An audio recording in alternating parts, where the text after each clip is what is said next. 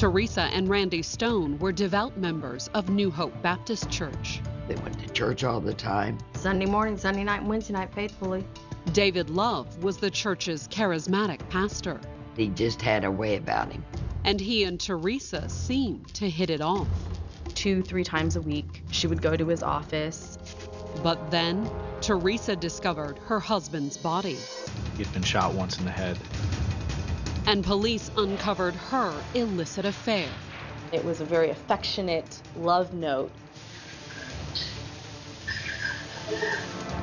And an entire congregation would be wondering, what else were the widow and the pastor guilty of? I mean, it's just insane. March 31st, 2010, Independence, Missouri. It was just before 5 p.m. when a frantic call came into 911. The caller, 38-year-old Teresa Stone, told dispatchers she'd just found her husband, Randy, bleeding on the floor of the insurance agency where they worked. The description she gave was that her husband was down on the ground and wasn't breathing, and she believed him to be dead. An officer arrived on the scene within minutes and met Teresa outside the office.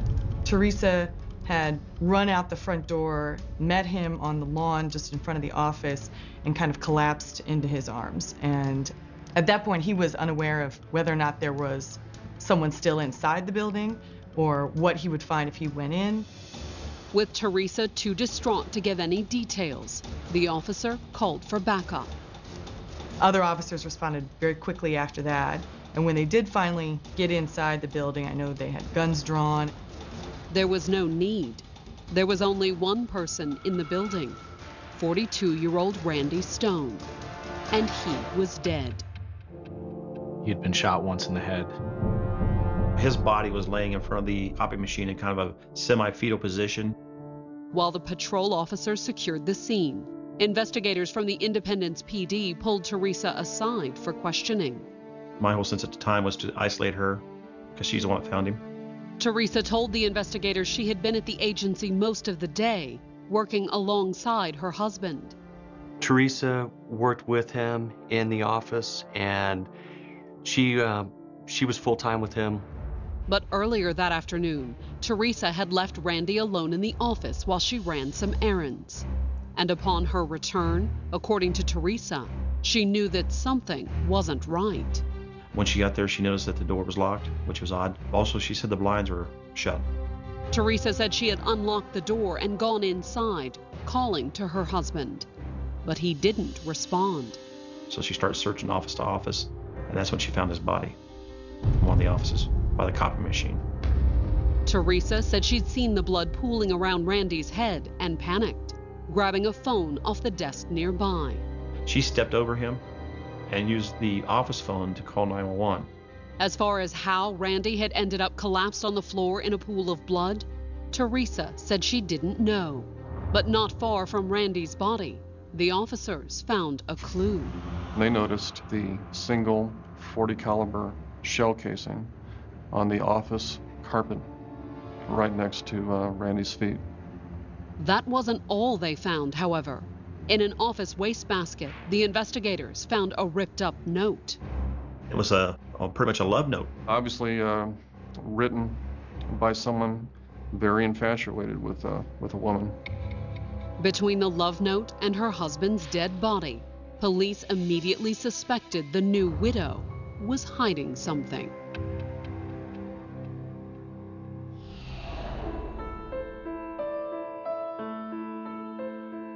Born in 1971, Teresa Greenawalt was the youngest child of a devout Christian family from suburban Kansas City, Missouri.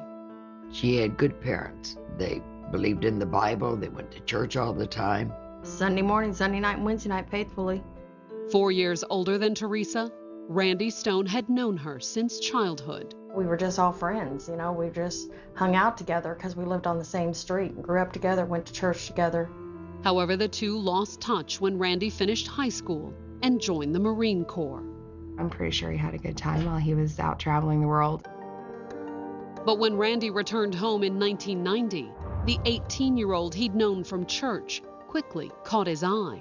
She definitely was friendly, flirtatious, huggy. Randy always told me what a good person Teresa was. He said she always had such a good heart. Within weeks, they were dating. I thought it was awesome, you know, someone that we grew up with, someone that we had known pretty much all our life, you know, for them to get together. So, I mean, I thought they made a cute couple. And they moved very quickly. Mary asked her out on a date, and that was in March, and they were married in October. So it was very quick courtship. Married on October 13th, 1990, the couple quickly settled down, their life centering on two things. One was their church, New Hope Baptist.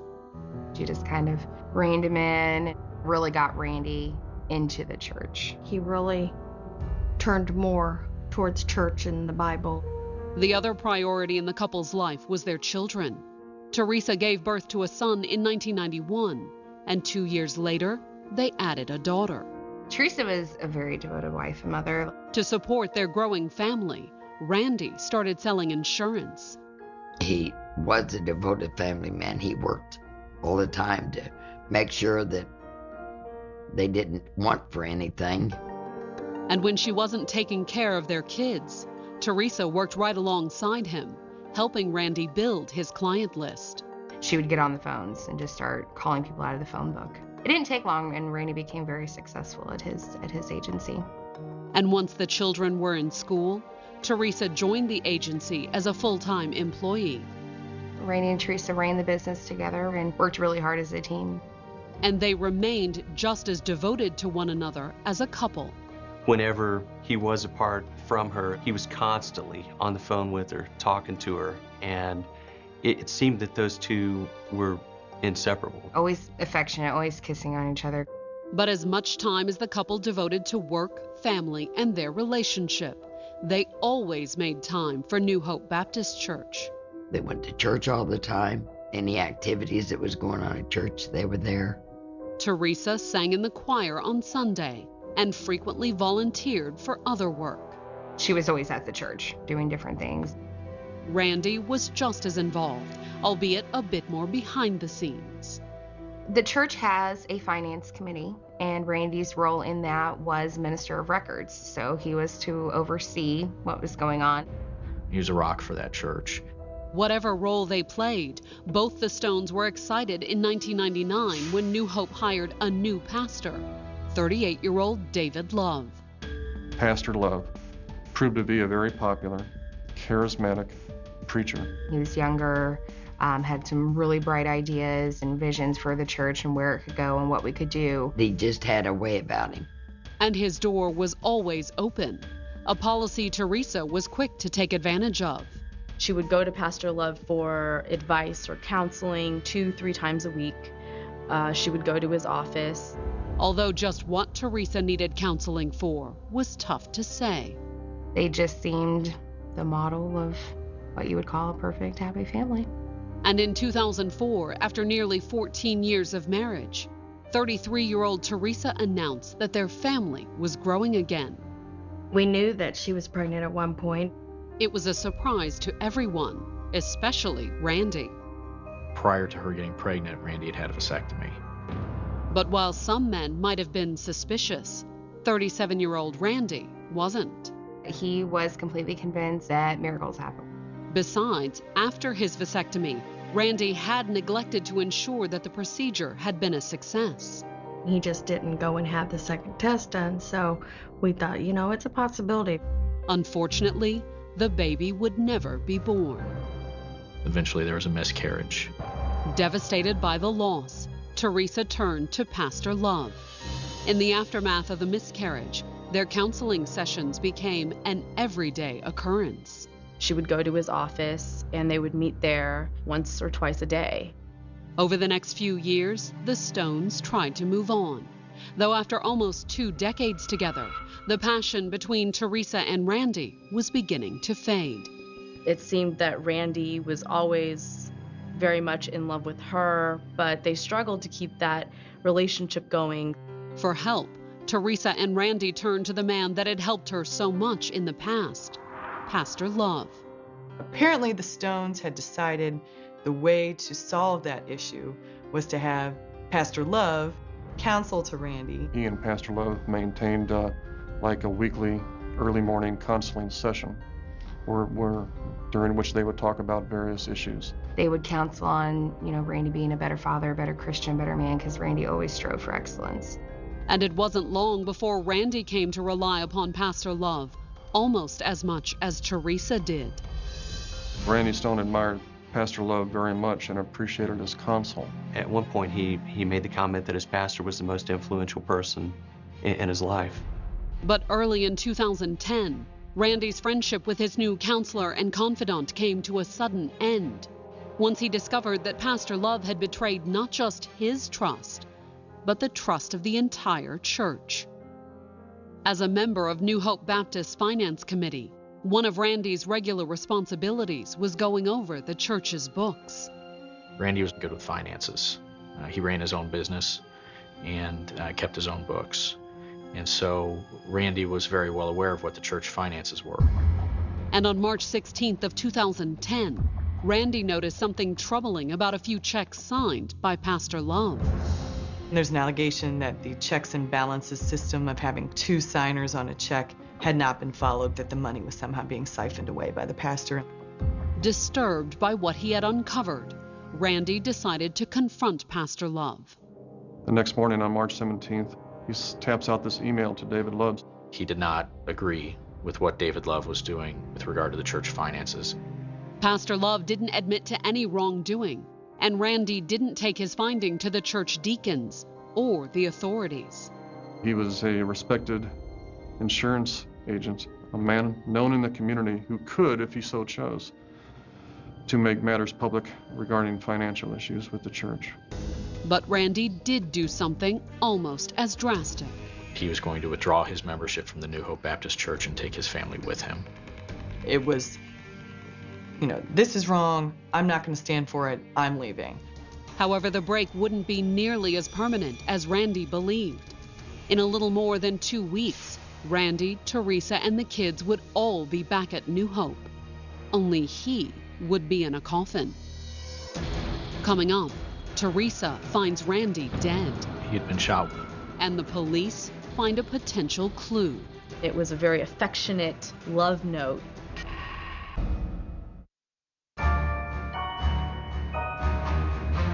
Independence, Missouri, March 31st, 2010.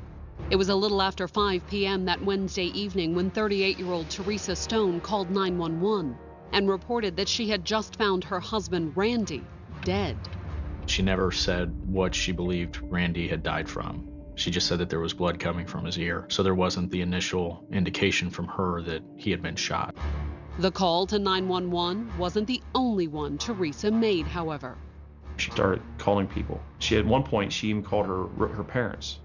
From there, word of Randy's death quickly spread, even reaching Teresa and Randy's pastor. Someone called David Love, and David Love arrived at the scene.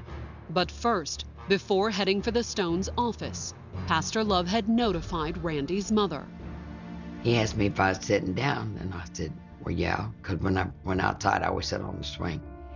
And he said Randy has been shot and killed in his office. Randy's mother rushed to the scene, adding to the gathering crowd outside the Stones insurance agency. It was like the entire church was there. I mean, there were just dozens of people. And the officers were standing there kind of putting up a barrier to keep people back from the office itself and the scene. Meanwhile, inside the office, the investigators tried to piece together the evidence, starting with Randy's body. He'd been shot once in the head. There was stippling around the area of the gunshot wound, which indicates that the shooter was at close range. The murder weapon, based on the spent round at his feet, was a .40 caliber pistol. We did find out right off the bat that it was a .40 caliber casing. As for why someone had snuck up on Randy and shot him, robbery didn't appear to be a motive. There was $150 sitting on his desk out in plain sight. That wasn't taken. His wallet wasn't taken. Instead of a robbery, the close-range shot and lack of a struggle indicated that Randy had known his killer, or at least that it was someone whose presence in the office wasn't a concern. What it looked like was that he had trusted the person that he was with, and was not suspecting anything would happen. But was that trust misplaced? Searching the insurance agency, the investigators made a puzzling discovery. This was a note that they recovered from the wastebasket, torn into several pieces. Which was kind of odd to us because it looked like somebody had done it quickly in small pieces. And when they pieced the note back together, the investigators had a new puzzle on their hands. And it was a very affectionate love note. There were no names on the note and no immediate way of knowing who had torn it up. But the police wondered whether it had anything to do with Randy's murder. It was very specific and very personal, and it had coded messages within that were obviously of a personal nature. Hoping for answers, the investigators asked Teresa to give them a formal statement. She readily agreed, but as the investigators put Teresa into a squad car to drive her down to the station, Pastor Love tried to tag along. The pastor approaches us out of the crowd and starts asking odd questions like, can I be in the interview with you? Do you need me there? You need me there, don't you? You know, kind of baiting. And I said, I'm sorry, but no one can be in the interviewing with her except her attorney. And even after Teresa was in the car, the pastor didn't want to take no for an answer. I started pulling away. He goes, I'd like to go too. And he starts reaching back for the back door to open it. And I said, sir, I'm sorry, you can't go. That was kind of odd. Then he backs off. And he was kind of not happy about that, kind of nervous. I just went on and made note of it in my head. However, once the investigators sat Teresa down for questioning, they held off on pressing her about Pastor Love or the mysterious love note they had found in the trash. Instead, they asked her to recount the events leading up to the moment she discovered her husband's body. You left at 1:30 then, as if you guys had lunch. Yeah, I went to U.S. Bank. That was only the first of a series of errands Teresa calmly detailed for detectives. She seemed generally fine, not really what you call distraught. People handle death of a loved one differently. She would tell investigators where she was, who she was with. She also had receipts. She provided those receipts to the Independence Police Department. Her whereabouts established, the investigators turned to the murder weapon, asking Teresa if Randy had ever owned a .40 caliber pistol. She said, I think he sold it a year ago, but she was very wishy-washy on the details, very vague. And do you know who he sold to? I have no idea. Okay. He doesn't tell me when he does stuff like that. I don't know anything about his guns. That's fine. Then, well over an hour into the interview, the investigators finally, almost casually, dropped their first hints about the note. Oh yeah, I'm sorry. Back to the letters, the yellow tablet. In your trash can, they had a letter that somebody had written for about happy birthday and all that. It's about this big. It was all tore up. When Teresa hesitated, the investigators offered to show her the note, and stepping out to retrieve it, they left her alone in the interrogation room with the cameras rolling.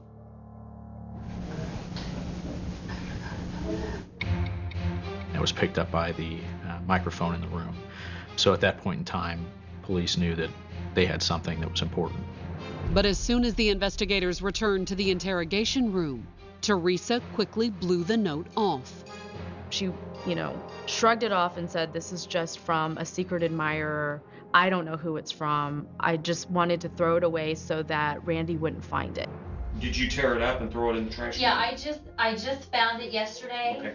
When I was looking for it, because I scheduled my daughter for her wisdom teeth to be pulled out. Mm-hmm. So as I was going through, I found it and I just ripped it up and threw it away.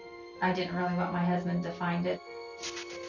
Although according to Teresa, the note was several years old. And you've had this note in your purse. I totally forgot about it, to be honest with you. That's what Teresa said, but the investigators doubted she was being honest. The note content itself to us was kind of very personal for a secret admirer. It seemed strange that she would just have this for 2 years and then just all of a sudden decide to throw it away on the day that her husband got murdered. However, other than the suspicion that Teresa was hiding something about her so-called secret admirer, the investigators didn't have enough evidence to hold her. Come on, take you downstairs, let your mom in, take you to your car or whatever. They may have sent her home, but the police were far from ready to take Teresa's name off the suspect list. Over the next several days, they questioned Randy and Teresa's friends and family and visited all the places she said she'd gone on the afternoon of the shooting. I was actually the one that followed up on this to go back and to get the timeline and where she was at and go back and talk to people and confirm her day. Teresa's alibi checked out, but her story about Randy selling his .40 caliber pistol didn't. He had had a gun as far as 2 or 3 weeks prior to the shooting and showed people this gun. Teresa's father even told the investigators that Randy had recently brought it out to his property for a little target shooting. They went out and took an evidence technician with them with a metal detector to the firing range and recovered all manner of spent casings. 5 were .40 caliber shell casings. Those casings and the casing from the crime scene went to the lab for comparison to determine if Randy had been killed by his own gun. Every firing pin strikes differently. And also there's what they call the ejector mark on the side of the gun. When you shoot it, if it's in the semi-automatic, it kicks the shell casing out. Those are all unique because the guns are not made exactly the same. It would be tougher to determine who wrote the ripped-up note found in Teresa's trash. But after talking to parishioners at Teresa and Randy's church, the investigators had a pretty good guess. There were rumors throughout the church during that time that there was a relationship going on. Not just any relationship either. The rumors swirling through New Hope Baptist centered on an affair between Randy's wife, Teresa, and the man who would deliver the eulogy at Randy's funeral on April 6th, Pastor David Love. You see, there's nothing more that we can do for Randy Stone. He'll never have another thought in this body. He'll never be able to sign another policy or kiss his wife. Coming up, Teresa makes a confession. I am not going to protect him anymore. But she leaves some questions unanswered. How would Love have gotten his hands on that gun?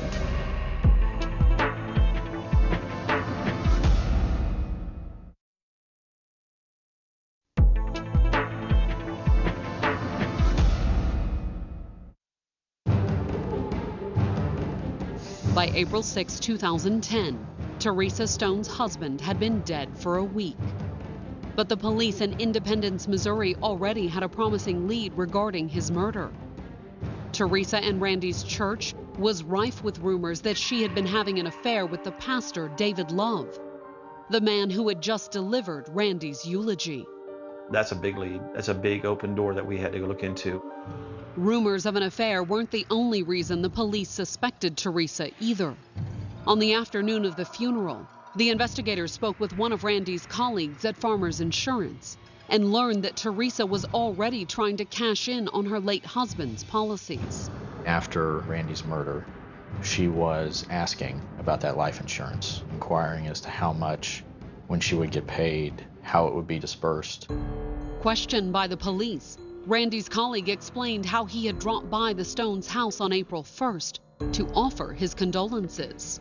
She suggested that we go in and go down to their office and look at some of the policies. So she had already pulled them out and was going through them, totaling up the amount, so she knew exactly how much money was coming. Randy's various policies added up to a considerable sum. This was a little over $800,000. An illicit affair and almost $1 million? Taken together, the authorities believe that Teresa had a clear motive for murder. It wasn't just a love affair for her, it was the money. She was seeing dollar signs. On April 20th, 2010, investigators brought Teresa in for another round of questioning. And this time, confronted about her affair with Pastor Love, Teresa quickly broke down. I already know what you're going to say, but I have to hear it from you. I have to hear it from you.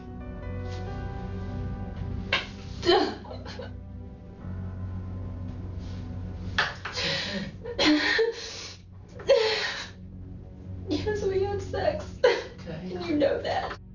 Teresa admitted that David Love had written the note found at the crime scene and that she had been having an affair with him for the past 10 years. She also admitted that he had fathered the child she miscarried in 2004. Was there ever a time when you became pregnant with David's child? But when the investigators pressed her about Randy's murder, Teresa said she didn't do it. But she said she knew who did. She rolled over on him. She rolled over on the pastor. It became, oh, it's all on him. So he said he pulled the trigger? That's what he told me. Teresa said that David Love had talked about killing his wife, too. He said that he wished he could just break her neck and put her in her car and send her over a cliff. And when did Teresa learn all this? She told the police that it was all after the fact. According to Teresa, David had come to her the day after the shooting and confessed to killing Randy. And I walked out of the room and I never talked to him anymore after that.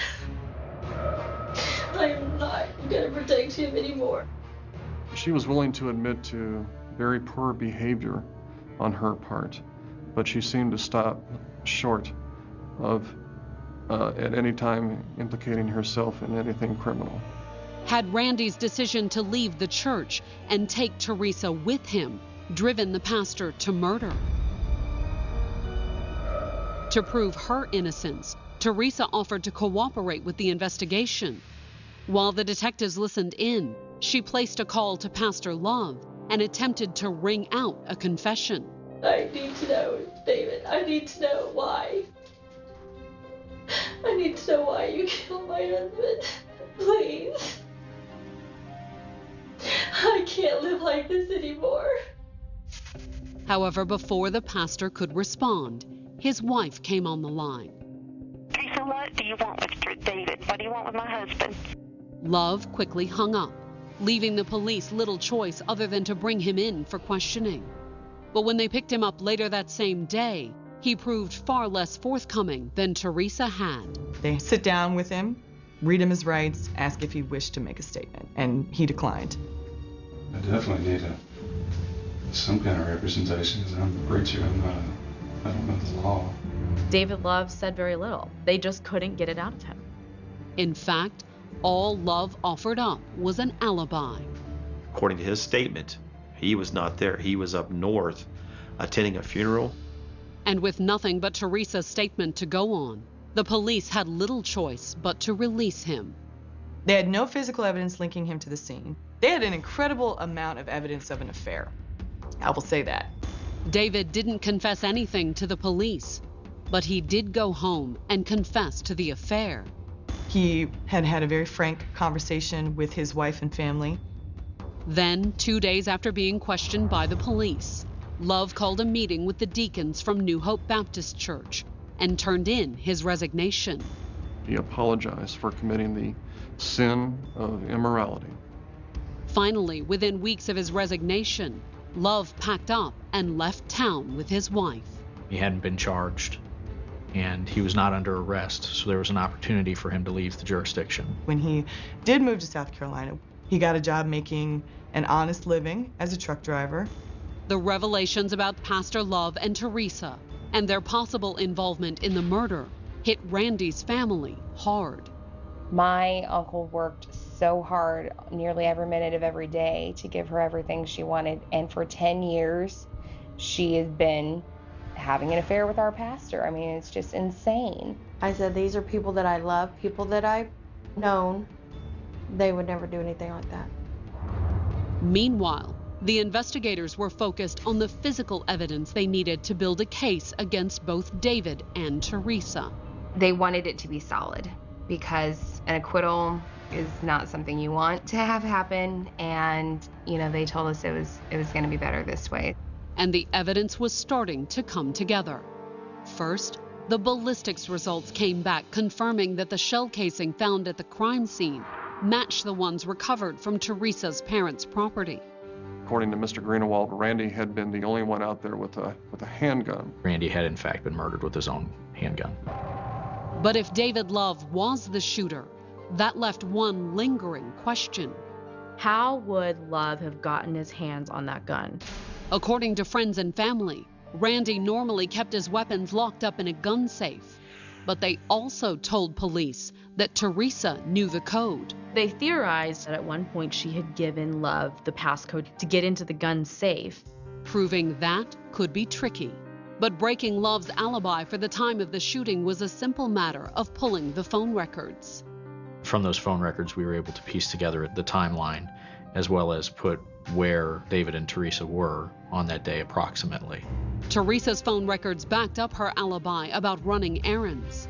But the same couldn't be said for David's claim that he was at a funeral north of town when the shooting occurred. Where he said he was at was wrong. It placed him clear up out of the area into another area, which was closer to the actual homicide during the time of the homicide. Coupled with Teresa's statement, the busted alibi gave the investigators what they needed. That was plenty enough that the prosecutors issued a warrant for his arrest, and we went after him. On November 9, 2010, the Missouri authorities flew to South Carolina and arrested David Love. There was no drama. He did not try to escape. The deputies put a pair of cuffs on him. But if the investigators hoped that an arrest would finally convince Love to turn on Teresa, they were mistaken. Pastor Love's response was along the lines of, well, I just would really want to talk to a lawyer. Detective Rosewarren goes on to say, but there's a lot of folks back in Independence who need closure on this. And then Pastor Love says something interesting. He says, Randy was my friend too. Coming up, Teresa prepares to testify against David. She came in and gave a deposition of her own free will. But will she give up more than she intended? She implicated herself far more than anyone else could have.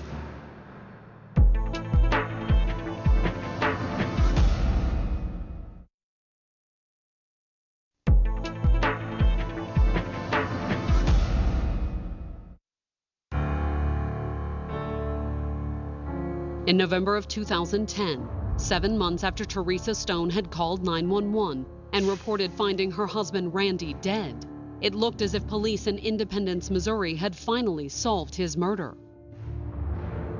On November 9th, the authorities had arrested the Stones' former pastor, David Love, and charged him with first-degree murder. By then, Pastor Love is working as a truck driver in South Carolina. There were no problems. He waived extradition. He was returned here without any fight. But would that be the final arrest in the case? My real thought at that time was, okay, now they've got him. How much longer is it going to take for them to arrest her as well? In statements to the police, Teresa had admitted to having an affair with David Love. But the police suspected that she was far more involved. Suspicions that centered on the fact that Randy had been killed with his own gun. Teresa had access to the handguns, so Teresa, of course, became a suspect. But while Teresa had given the police plenty of evidence against David, both before and after his arrest, he had said very little to police. They knew they couldn't prosecute Teresa based on anything David had offered them because he had not made any statements at all. Teresa was still talking, however. On November 30th, 2010, she and her attorney sat down with the prosecutors as they prepared to take David's case to trial. She came in and gave a deposition to the prosecutor's office of her own free will. They needed her to give her testimony in David's trial in order to get a conviction. But the prosecutors also wanted to get Teresa. So when she sat down to give her deposition, many of the prosecutor's questions centered on Teresa's earlier statements about the murder weapon. What she was telling us, a lot of it matched up. The only thing that didn't match up was how the pastor got the gun. The investigators believed that Teresa had given David the combination to Randy's gun safe. And when the prosecutors ran that theory by Teresa during the deposition, she confirmed it. What she told us at the prosecutor's office was that she had given David the garage code to the house. She had given him the security code to the gun safe. She implicated herself far more than anyone else could have. But that wasn't all Teresa said to implicate herself in the murder plot. Teresa Stone recalls how she sent a text message to Pastor Love on March 16th saying that she wanted Randy out of her life. She had said that she wanted Randy dead. Access to the murder weapon and David's motive. The deposition had paid off even more than the prosecutors had hoped. She came clean with prosecutors about some of their lingering questions, big questions, that she had refused to answer. And those answers were as damaging to Teresa as they were to David. Teresa's own statement was probably the strongest evidence against Teresa. So everything that she had said was now going to help them in pressing charges against her. Thanks to Teresa's own testimony during the deposition, the police finally had enough evidence for an arrest warrant. On May 31st, 2011, more than a year after her husband's death, Teresa Stone was arrested for her role in the murder plot. Teresa was charged with conspiracy to commit murder in the first degree, which is a class below the charge that David Love was charged with. And that decision was based upon the evidence and the facts that we had that we believe we could prove beyond a reasonable doubt. Once Teresa was arrested, Randy's friends and family figured that closure was finally in sight. It was a sense of relief. It was a sense that everything is coming to a head. The investigation has worked. They've gotten all the information they needed to have a strong enough case to make it stick. Yet their relief also had a bittersweet edge. It's a good feeling, but yet it's not a good feeling because of the friendship that we had. Because she was my sister-in-law for so long, and like I said, we grew up. I've known her all my life. However, Randy's family members weren't the only ones troubled by Teresa's arrest.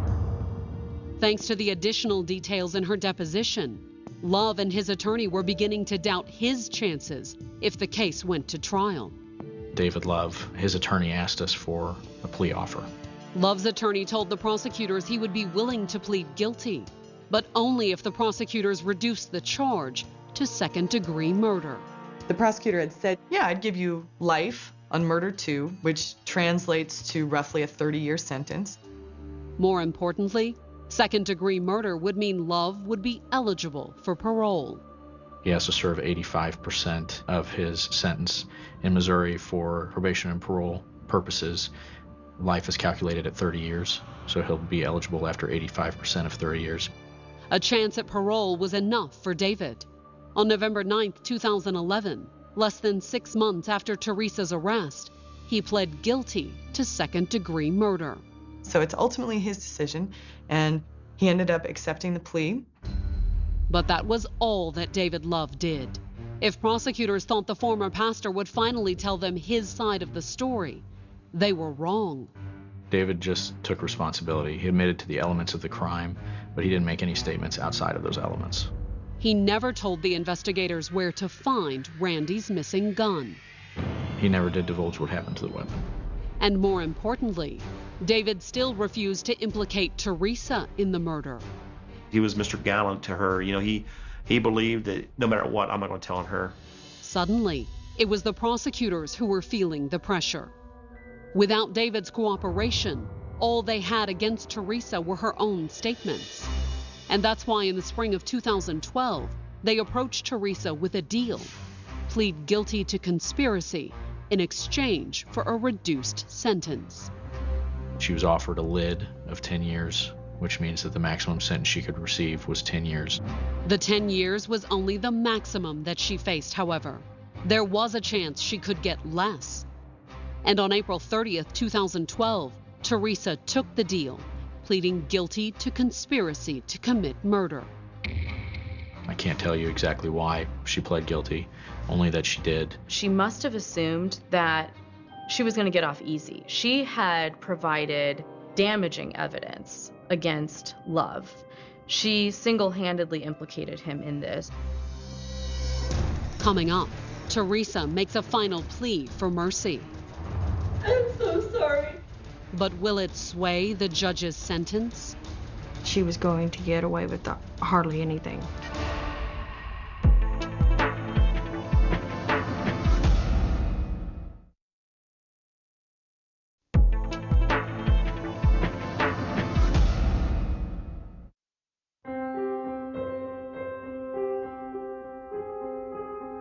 On June 15, 2012, Teresa Stone was back in a Jackson County, Missouri courtroom for sentencing. It had been 2 months since the 40-year-old mother of 2 had pled guilty to conspiracy to commit murder. In March of 2010, Teresa's lover, Pastor David Love, had shot and killed her husband, Randy. A lot of it was based upon the idea that Teresa would be a pastor's wife and that David would continue at New Hope Baptist Church. But the police investigation had interfered with those plans. In November of 2011, David Love had pled guilty to second-degree murder and was sentenced to life in prison. Based on his plea agreement, he will eventually be eligible for parole. However, just because he's eligible does not mean that he is paroled. He can be held for the rest of his natural life. In April of 2012, Teresa had also pled guilty to conspiracy to commit murder. For her cooperation with David Love's case, she was given a partial plea, so her maximum sentence would then be 10 years. But Teresa's cooperation didn't mean prosecutors intended to let her off easy. They came to court that Friday, prepared to argue for the full 10 years. Prosecuting attorney wanted our family to be heard, and they had asked me to prepare a statement, which I did read in court. He has robbed their children of their father, memories which they deserve to have with him. But while Randy's family asked the judge to give Teresa the maximum sentence, Teresa and Randy's two children, aged 18 and 20, asked the judge for leniency.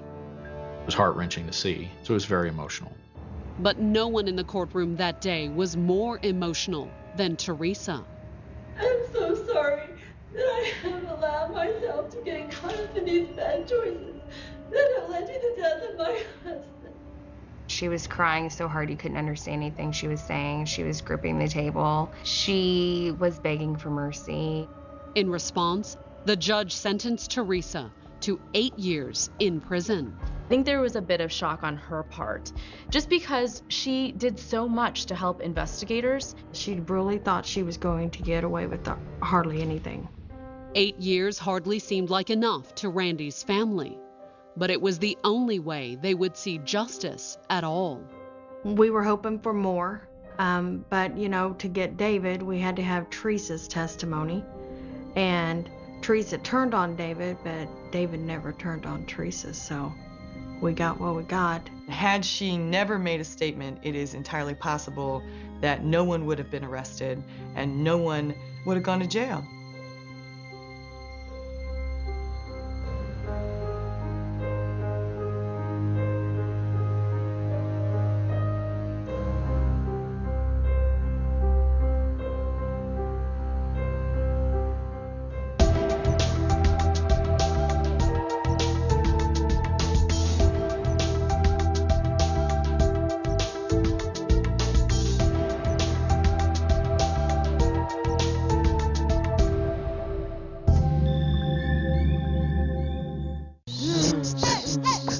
The serene, often predictable rhythm of small-town life in Independence, Missouri, a community nestled within the broader suburban sprawl of Kansas City, was, for many years, anchored by institutions like the New Hope Baptist Church.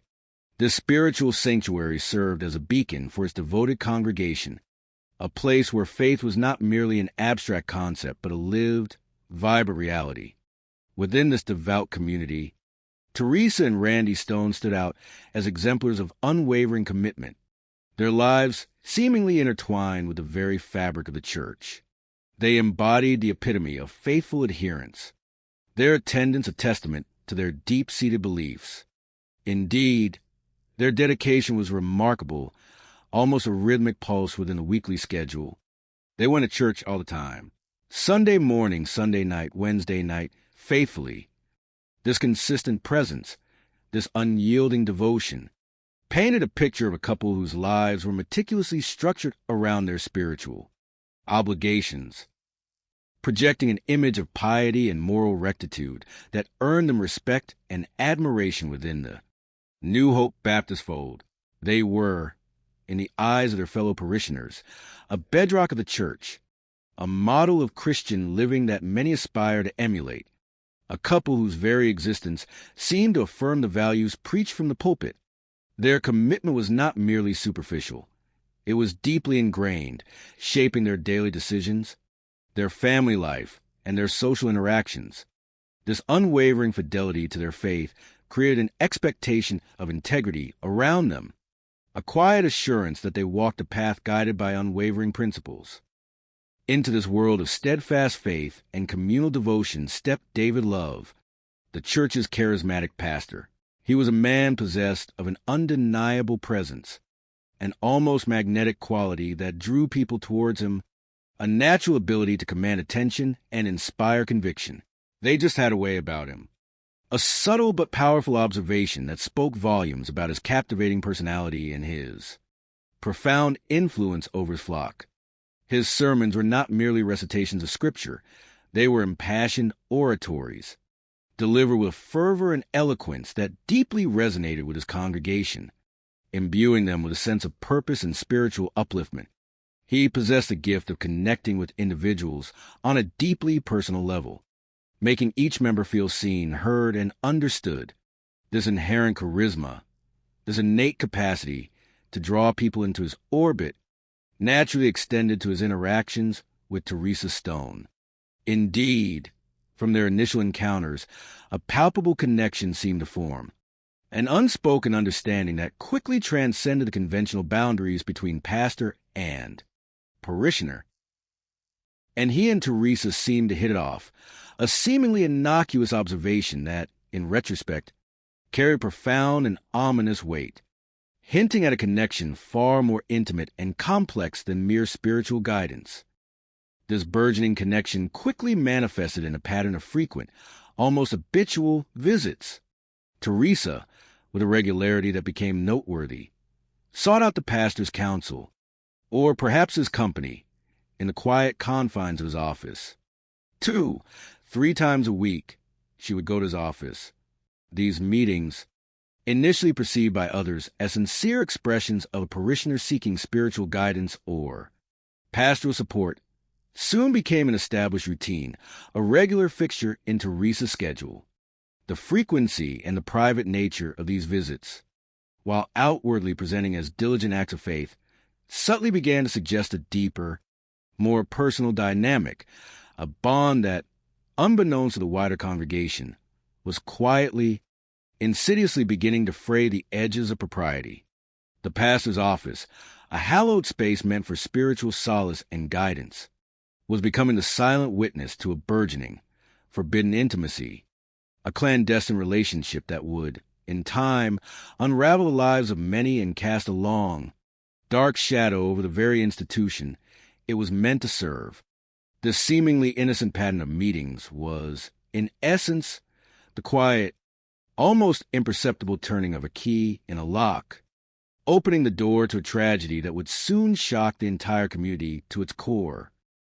But the quiet, almost domestic rhythm of their lives, seemingly so firmly rooted in faith and community, was abruptly and violently shattered. On a day that began like any other, Teresa Stone made a horrifying discovery that would irrevocably alter the course of her life and the lives of those around her. It was she who, in a moment of unimaginable terror and profound shock, discovered her husband's body. The scene of discovery was one of utter devastation, a tableau of domestic horror that defied comprehension. Randy, the devout husband, the dedicated family man, had been struck down with a brutal efficiency. He'd been shot once in the head, a single fatal wound that spoke a cold, deliberate intent rather than a chaotic struggle. The stark finality of this act instantly transformed Teresa from a seemingly grieving wife into the central figure of a murder investigation, thrusting her into a spotlight she could never have anticipated. As the police, with their methodical and unyielding pursuit of truth, began to delve into the immediate aftermath of Randy's death, their investigation quickly unearthed a critical, deeply unsettling piece of evidence that cast a long shadow of suspicion over the new widow. Among the scattered debris of her supposedly shattered life, they uncovered her in this affair. The precise context of this discovery would later emerge, but its initial impact was undeniable. It was not merely a note, not a casual fragment of writing, but rather, as the investigators would later describe it, a very affectionate love note. The very existence of this intimate missive, discovered amidst the raw grief of a husband's murder, immediately suggested a clandestine affair, a secret life that contradicted the public image of the devoted, church-going couple. The juxtaposition of the tragic death and the passionate declaration of love pointed to a profound betrayal, a hidden intimacy that defied the sanctity of marriage and the strictures of their faith.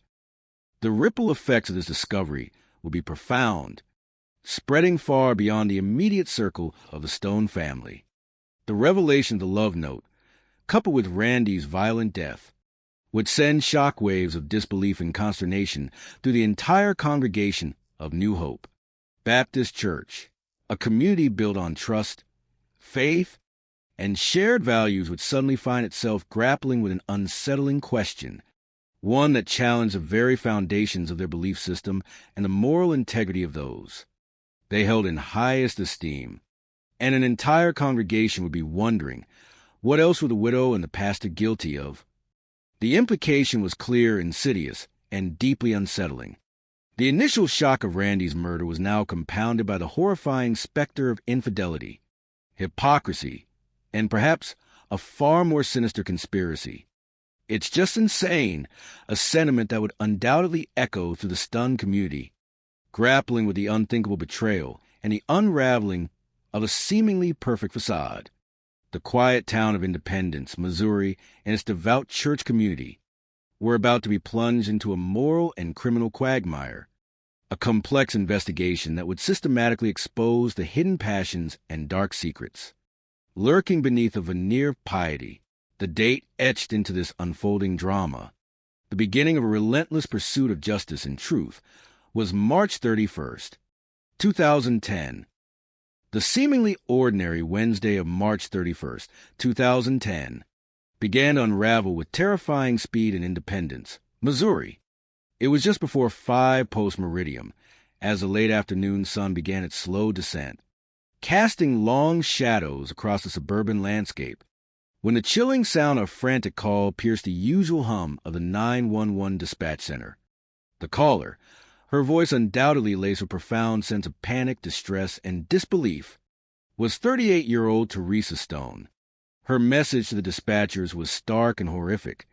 She had just made an unspeakable discovery, finding her husband, Randy, bleeding profusely on the floor of the insurance agency where they both worked, a place that had previously represented their shared professional aspirations and a sense of normalcy. The urgency and raw emotion in her voice conveyed the immediate, devastating impact of the scene she had just witnessed. Her description of the horrifying tableau was explicit and chilling, leaving little room for ambiguity about the severity of Randy's condition. The description she gave was that her husband was down on the ground and wasn't breathing, and she believed him to be dead. The stark finality of her words painted a vivid picture of a life abruptly extinguished, a scene of profound tragedy that defied immediate comprehension. The dispatcher, a trained professional accustomed to crisis, but undoubtedly shaken by the raw emotion in Teresa's voice, immediately dispatched officers to the scene. An officer, responding with commendable speed, arrived at the suburban office within minutes, his siren likely cutting through the quiet afternoon air. Upon arrival, he found Teresa outside the office, her composure utterly shattered, her demeanor one profound distress. Teresa had run out the front door, met him on the lawn just in front of the office, and kind of collapsed into his arms. A vivid image of a woman overwhelmed by shock and grief, seeking solace and protection from the unimaginable horror she had just witnessed. In that immediate, chaotic moment, the officer, a seasoned professional accustomed to navigating uncertain and potentially dangerous situations, found himself in a precarious position. And at that point, he was unaware of whether or not there was someone still inside the building or what he would find. If he went in, the safety of the scene was paramount. But the emotional state of Teresa rendered her incapable of providing crucial details or insights into the potential threat. Her profound distress, her emotional collapse, meant she was too distraught to give any details, leaving the officer to rely on his training and instincts, exercising an abundance of caution and adhering to established protocol. The officer wisely called for backup, recognizing potential for an active shooter situation or a perpetrator still lurking within the premises. The response was swift and decisive. Other officers responded very quickly after that, their sirens converging on the scene, transforming the quiet suburban street into an active crime scene. When the additional officers did finally arrive, transforming the scene into a tableau of flashing lights and urgent activity, they approached the building with the utmost caution, their weapons drawn, prepared for any eventuality, any lingering threat that might lurk within. And when they did finally get inside the building, I know they had guns drawn. The tension was palpable, the air thick with the anticipation of confrontation. However, upon their meticulous and systematic sweep of the premises, it quickly became clear that there was no need. The building, now a crime scene, held only one solitary figure, one victim of an unspeakable act. There was only one person in the building, 42-year-old Randy Stone. His life, once so vibrant and seemingly secure, had been brutally extinguished, leaving behind a profound silence. And indeed, as Teresa had reported, he was dead. The details of his death, tragically confirmed by the responding officers, spoke of a single, devastating act of violence. He had been shot once in the head. His body was discovered in a chillingly unnatural posture. His body was laying in front of the operating machine in kind of a semi-fetal position, a stark and gruesome image of a life suddenly and violently cut short. The immediate aftermath was one of controlled chaos, with officers securing the perimeter, establishing a sterile crime scene, and beginning the arduous process of documenting the tragic tableau. While the patrol officer meticulously secured the immediate scene, establishing a perimeter and ensuring the integrity of any potential evidence, specialized investigators from the Independence Police Department moved with practiced efficiency, their focus immediately shifting to the critical task of gathering information. Their initial priority was to speak with the person who had discovered the body, the primary witness to the tragic aftermath. They pulled Teresa aside, gently but firmly separating her from the gathering crowds and emotional chaos, bringing her into a more controlled environment for questioning. My whole sense at the time was to isolate her, because she's the one that found him, an astute move driven by the dual needs to protect a potential witness and to begin building a coherent narrative of the events. This separation served to minimize external influences on her statement and allow the investigators to focus solely on her account.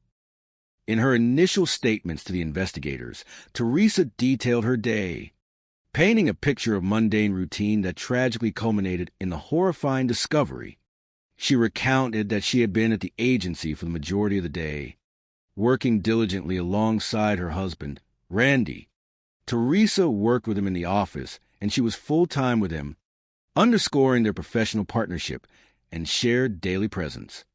However, earlier that afternoon, Teresa had temporarily left Randy alone in the office, a brief departure for a series of personal errands. But earlier that afternoon, Teresa had left Randy alone in the office while she ran some errands. It was upon her return, according to Teresa's carefully articulated account, that she immediately sensed that something wasn't right, an intuitive alarm bell ringing in her mind even before she entered the premises. The anomalies, she explained, were subtle but profoundly unsettling, deviations from the established routine of their shared workspace. When she got there, she noticed that the door was locked, which was odd. The office door was typically left unlocked during business hours, or at least while someone was still inside. This unexpected barrier immediately signaled a departure from a norm. Additionally, she said the blinds were shut, another minor detail that, when combined with a locked door, created an atmosphere of unusual secrecy and quietude where there should have been openness.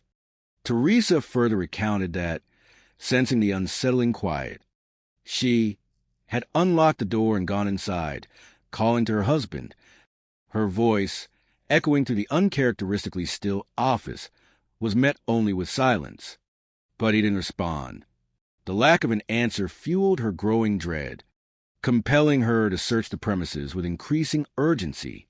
So she started searching office to office, and that's when she found his body on the offices by the copper machine. The chilling discovery, made in a place of shared professional life, irrevocably transformed her world.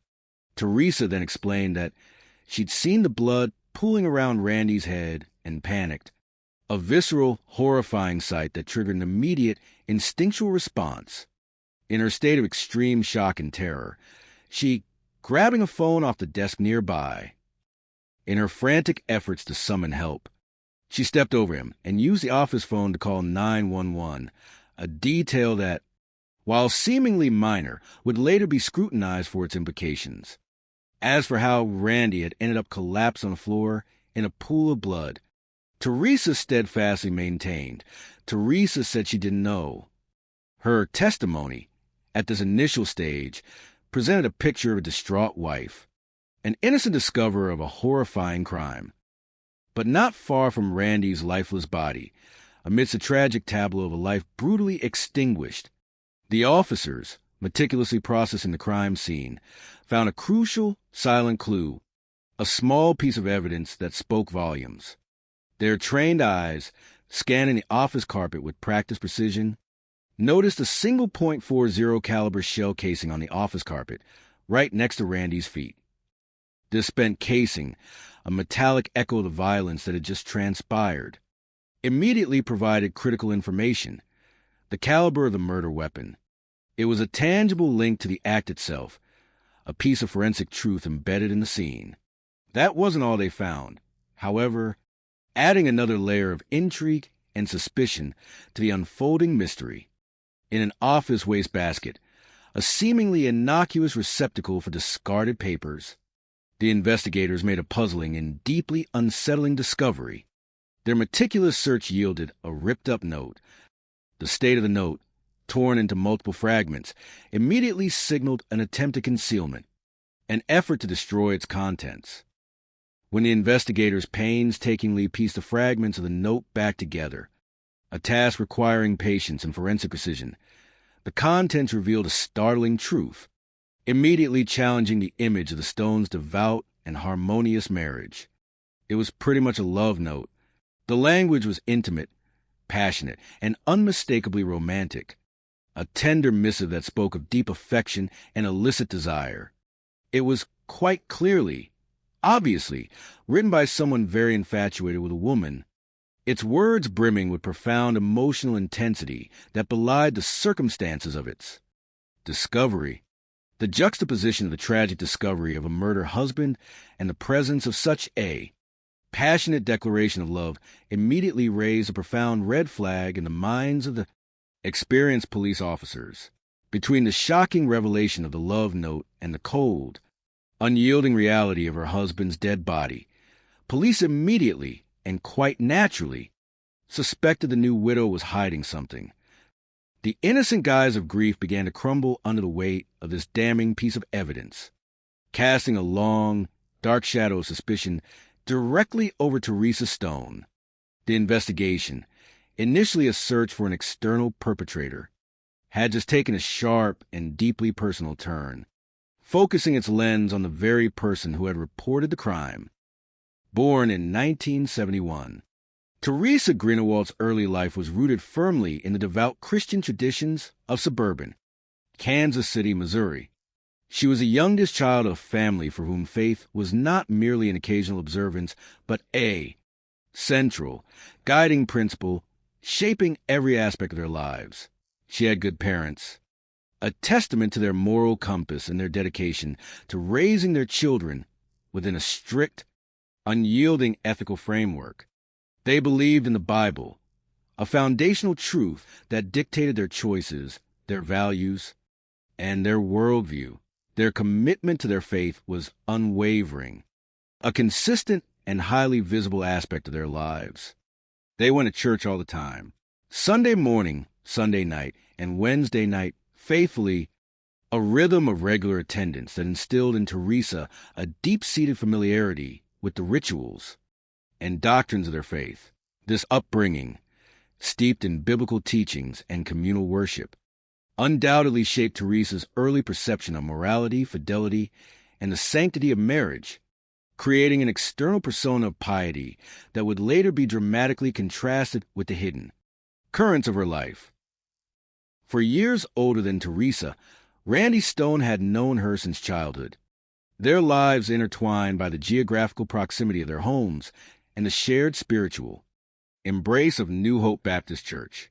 Their families were part of the same social fabric, creating a bond that stretched back to their earliest memories. We were just all friends, you know. We just hung out together because we lived on the same street, grew up together, went to church together, a nostalgic recollection that painted a picture of idyllic, uncomplicated childhoods. Their shared experiences, playing in the same neighborhood, attending Sunday school, navigating the formative years of adolescence, created a deep, familial connection that transcended mere acquaintance. However, the paths of the two friends temporarily diverged when Randy reached the cusp of adulthood. Upon finishing high school, he made the courageous and transformative decision to join the Marine Corps, embarking on a journey that would take him far from the familiar streets of Independence, Missouri. His time in military service was likely marked by adventure and new experiences. I'm pretty sure he had a good time while he was out traveling the world. A wistful observation that suggested a period of self-discovery and broadening horizon for Randy, far removed from the quiet, devout life he had known. But when Randy returned home in 1990, after his transformative years serving in the Marine Corps, the familiar landscape of Independence, Missouri, held a new allure, a magnetic pull embodied by the 18-year-old Teresa he had known from church. The young woman who had once been a childhood friend now quickly caught his eye, her blossoming maturity and vibrant personality leaving a profound impression. She definitely was friendly, flirtatious, huggy, a description that captured her innate ability to connect with others, her warmth, and her open, affectionate demeanor. Randy, perhaps seeing her with fresh eyes after his time away, was captivated not just by her outward charm, but by what he perceived as her inner goodness. Randy always told me what a good person Teresa was. He said she always had such a good heart, a testament to his deep affection and his genuine belief in her moral character. This heartfelt admiration laid the foundation for a swift and passionate courtship. Within weeks of his return, their long-standing friendship transitioned into a romantic relationship. Within weeks, they were dating. The rapid evolution of their relationship, from childhood friends to romantic partners, was met with enthusiasm and a sense of happy familiarity by their shared social circle. I thought it was awesome, you know, someone that we grew up with, someone that we had known pretty much all our life, you know, for them to get together, a sentiment that highlighted the community's pleasure in seeing two familiar faces find love. So, I thought they made a cute couple, a common observation that underscored their apparent compatibility and the warmth they exuded. Their courtship was not merely swift. It was a whirlwind, marked by an undeniable urgency to formalize their bond, and they moved very quickly. The timeline itself spoke volumes about the intensity of their connection. I asked her out on a date, and that was in March, and they were married in October. So, it was a very quick courtship, a testament to the powerful, almost fated pull that drew them together. This rapid progression from initial date to marital vows cemented their place as a seemingly perfect, destined couple within the close-knit community, setting the stage for a life built on love, faith, and shared aspirations. Married on October 13, 1990, a day that marked the formal union of two lives that had already been deeply intertwined since childhood. The couple quickly settled down into a life that was both conventional and deeply committed. Their existence, by all outward appearances, centered meticulously on two foundational pillars that provided structure, meaning, and a sense of shared purpose. The first, and arguably the most influential, was their unwavering dedication to their church. The New Hope Baptist, Teresa, with a quiet but persistent influence, seemed to have profoundly deepened Randy's engagement with their faith. She just kind of reined him in, really got Randy into the church. This observation suggested a significant transformation in Randy's spiritual life, a shift that steered him away from perhaps a more casual observance towards a fervent devotion. He really turned more towards church in the Bible, embracing the tenets of their faith with an intensified zeal, becoming a more active and committed member of the congregation. The other paramount priority in the couple's life, equally as significant as their spiritual commitment, was their children. Teresa, embracing her role as a mother, gave birth to a son in 1991, bringing a new dimension of joy and responsibility into their young marriage. 2 years later, their family grew again with the addition of a daughter, completing their nuclear unit and solidifying their identity as a devoted, growing family. Teresa, during these formative years, was widely perceived as embodying the ideal maternal and spousal roles. Teresa was a very devoted wife, a mother, a description that painted a picture of unwavering commitment to her family's well-being and happiness to support their growing family, to ensure their children never wanted for anything. Randy embarked on a career in insurance sales, a profession that demanded dedication and tireless effort. He was a devoted family man. He worked all the time to make sure that they didn't want for anything, a testament to his strong work ethic and his deep love for his wife and children. His efforts were constant, his focus clear, to provide a stable, secure, and comfortable life for those he cherished most. And while Randy diligently worked to build his insurance career, Teresa, when she wasn't immersed in the demanding yet rewarding role of taking care of their children and managing the household, worked right alongside him. Her involvement was proactive and instrumental, actively helping Randy to expand his client list and establish his agency. Her method was simple yet effective, requiring considerable patience and a knack for communication. She would get on the phones and just start calling people out of a phone book, a testament to her dedication and her willingness to engage in the often tedious work required to build a business from the ground up. This collaborative effort paid off handsomely and swiftly. It didn't take long, and Randy became very successful at his agency, a direct result of their combined efforts and Randy's acumen. Once the children reached school age, gaining a degree of independence, Teresa formalized her role within the business, joined the agency as a full-time employee. From that point forward, Randy and Teresa ran the business together and worked really hard as a team, their professional lives mirroring the commitment they showed in their personal lives. And indeed, they remained just as devoted to one another as a couple, projecting an image of unwavering love and mutual reliance. Whenever he was apart from her, he was constantly on the phone with her, talking to her, and it seemed that those two were inseparable, always affectionate, always kissing on each other. A public display of tenderness that underscored their deep emotional bond and mutual adoration. Their lives, seemingly perfect in their harmony, their professional success, and their familial devotion epitomized the American dream, firmly rooted in faith and dedicated partnership. But as much time as the couple meticulously devoted to their burgeoning professional careers, their cherished family life, and their seemingly unbreakable marital relationship, they always, without fail, carved out a significant portion of their schedules for the spiritual bedrock of their existence, the New Hope Baptist Church. Their commitment was not merely occasional. It was ingrained, almost instinctual, part of their identity. They went to church all the time, a testament to their unwavering faith and their deep integration into the spiritual community.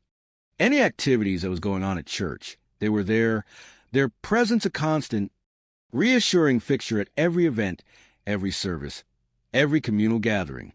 Teresa, with her melodious voice and outward charm, actively participated in the spiritual fabric of the church.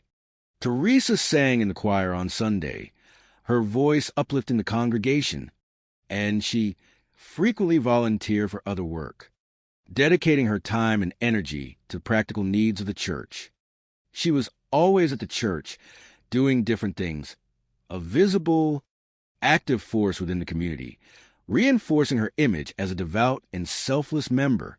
Randy, while perhaps a bit more reserved in his public displays of faith, was just as deeply involved, albeit often a bit more behind the scenes. His contributions were crucial to the operational integrity of the church. The church has a finance committee, and Randy's role in that was minister of records, so he was to oversee what was going on. This position, requiring meticulous attention to detail and unwavering integrity, was a testament to the trust placed in him by the church leadership. He was a rock for that church, a reliable, indispensable figure in its financial oversight. Whatever role they played, whether visible or behind the scenes, both the Stones were filled with excitement and renewed hope in 1999 when New Hope Baptist hired a new pastor, 38-year-old David Love.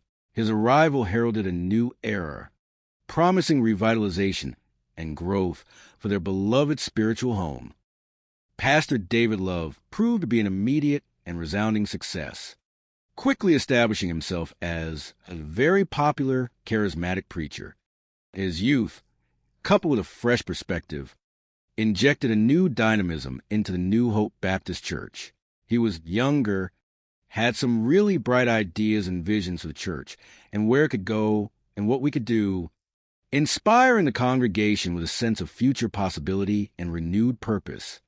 He possessed an innate, almost magnetic quality, a natural ability to connect with people on a deeply personal level, an unteachable charm. He just had a way about it. A subtle observation that spoke volumes about his captivating personality and his profound influence over his flock. Beyond his captivating sermons, Pastor Love cultivated an atmosphere of accessibility and pastoral care within the church, and his door was always open, a literal and metaphorical invitation for parishioners to seek guidance, solace, or simply a listening ear. This open-door policy, designed to foster a sense of intimacy and trust, was a gesture Teresa Stone was quick to take advantage of, perhaps more than any other member of the congregation, with a regularity that soon became noteworthy. She would go to Pastor Love for advice or counseling 2-3 times a week. Her visits to his office became an established, almost habitual routine, hinting at a deepening reliance and a connection that extended beyond mere spiritual obligation. However, just what Teresa needed counseling for was tough to say, at least from an external perspective. To the casual observer, and indeed to much of the congregation, Teresa and Randy Stone just seemed the model of what you'd call a perfect happy family. Their lives, outwardly, were a harmonious blend of faith, professional success, and familial devotion, presenting an unblemished facade of domestic bliss. This apparent perfection, however, belied a growing undercurrent of hidden complexities and clandestine emotional entanglements. In 2004, after nearly 14 years of marriage, a period that had seen their family grow and their professional lives flourish, 33-year-old Teresa made an announcement that sent ripples of surprise through their close-knit community, that their family was growing again. We knew that she was pregnant at one point, a seemingly joyful, if unexpected, addition to their already complete family. However, this pregnancy was a profound surprise to everyone, especially Randy. The reason for Randy's particular astonishment was deeply personal and medically significant. Prior to her getting pregnant, Randy had had a vasectomy, a procedure specifically designed to prevent conception. This stark medical fact immediately raised a profound and unsettling question about the paternity of the unborn child, a question that, in a less trusting man, would have sparked immediate suspicion and confrontation. But while some men, confronted with such an undeniable medical fact, might have been consumed by suspicion and doubt, 37-year-old Randy Stone, a man characterized by his deep faith and trusting nature, was not. His reaction, in hindsight, was remarkably naive, a testament to his profound belief in the power of the divine and perhaps his implicit trust in his wife. He was completely convinced that miracles happened, a poignant reflection of his devout Christian worldview, which allowed for the suspension of conventional biological realities in favor of divine intervention. Beyond this profound faith, there was also a practical, albeit negligent, aspect to his lack of suspicion. After undergoing the vasectomy, Randy had neglected to ensure that the procedure had been a success. He simply didn't go and have the second test done, the follow-up procedure crucial for confirming the effectiveness of the surgery. This oversight meant that, in his mind, so he thought, it's a possibility that the vasectomy had somehow failed, leaving a minuscule, miraculous window for conception. This deeply trusting nature, this unwavering faith, prevented him from seeing the glaring truth that would later emerge. Unfortunately, the baby, whose paternity was shrouded in such profound uncertainty, would never be born. Eventually, there was a miscarriage, a tragic loss that brought profound grief to the family and, ironically, pushed Teresa even closer to Pastor Love. Devastated by the profound loss of her unborn child, a miscarriage that undoubtedly brought immense emotional pain and a deep sense of bereavement, Teresa Stone, in her time of deepest need, instinctively turned to the man who had become her spiritual and, increasingly, her emotional confidant, Pastor David Love. The miscarriage served as a catalyst, deepening their already intense connection and accelerating the frequency of their clandestine meetings. In the aftermath of the miscarriage, their counseling sessions became an everyday occurrence, transforming a regular routine into an almost constant presence. She would go to his office, and they would meet there once or twice a day, a startling increase in frequency that spoke volumes about the intensity of their bond and the profound reliance Teresa placed on the pastor. The sanctity of the pastor's office, a place meant for spiritual solace, had now become the silent witness to an escalating intimacy, an emotional dependency that blurred the lines of propriety and hinted at something far more profound and illicit. Over the next few years, the Stones, with a quiet determination, attempted to move on from the devastating loss, seeking to heal and rebuild the emotional fabric of their lives. However, despite their outward efforts to present a united front, the passage of almost 2 decades together had begun to take its toll on their marital intimacy. The once vibrant passion between Teresa and Randy was, slowly but undeniably, beginning to fade. It was a subtle erosion, often common in long-term relationships, but in their case, it concealed a more profound internal disconnect. The disparity in their emotional investment became apparent. It seemed that Randy was always very much in love with her, his devotion unwavering, his affection steadfast. But for Teresa, the reciprocation was faltering. But they struggled to keep that relationship going, indicating a growing distance and a lack of emotional equilibrium.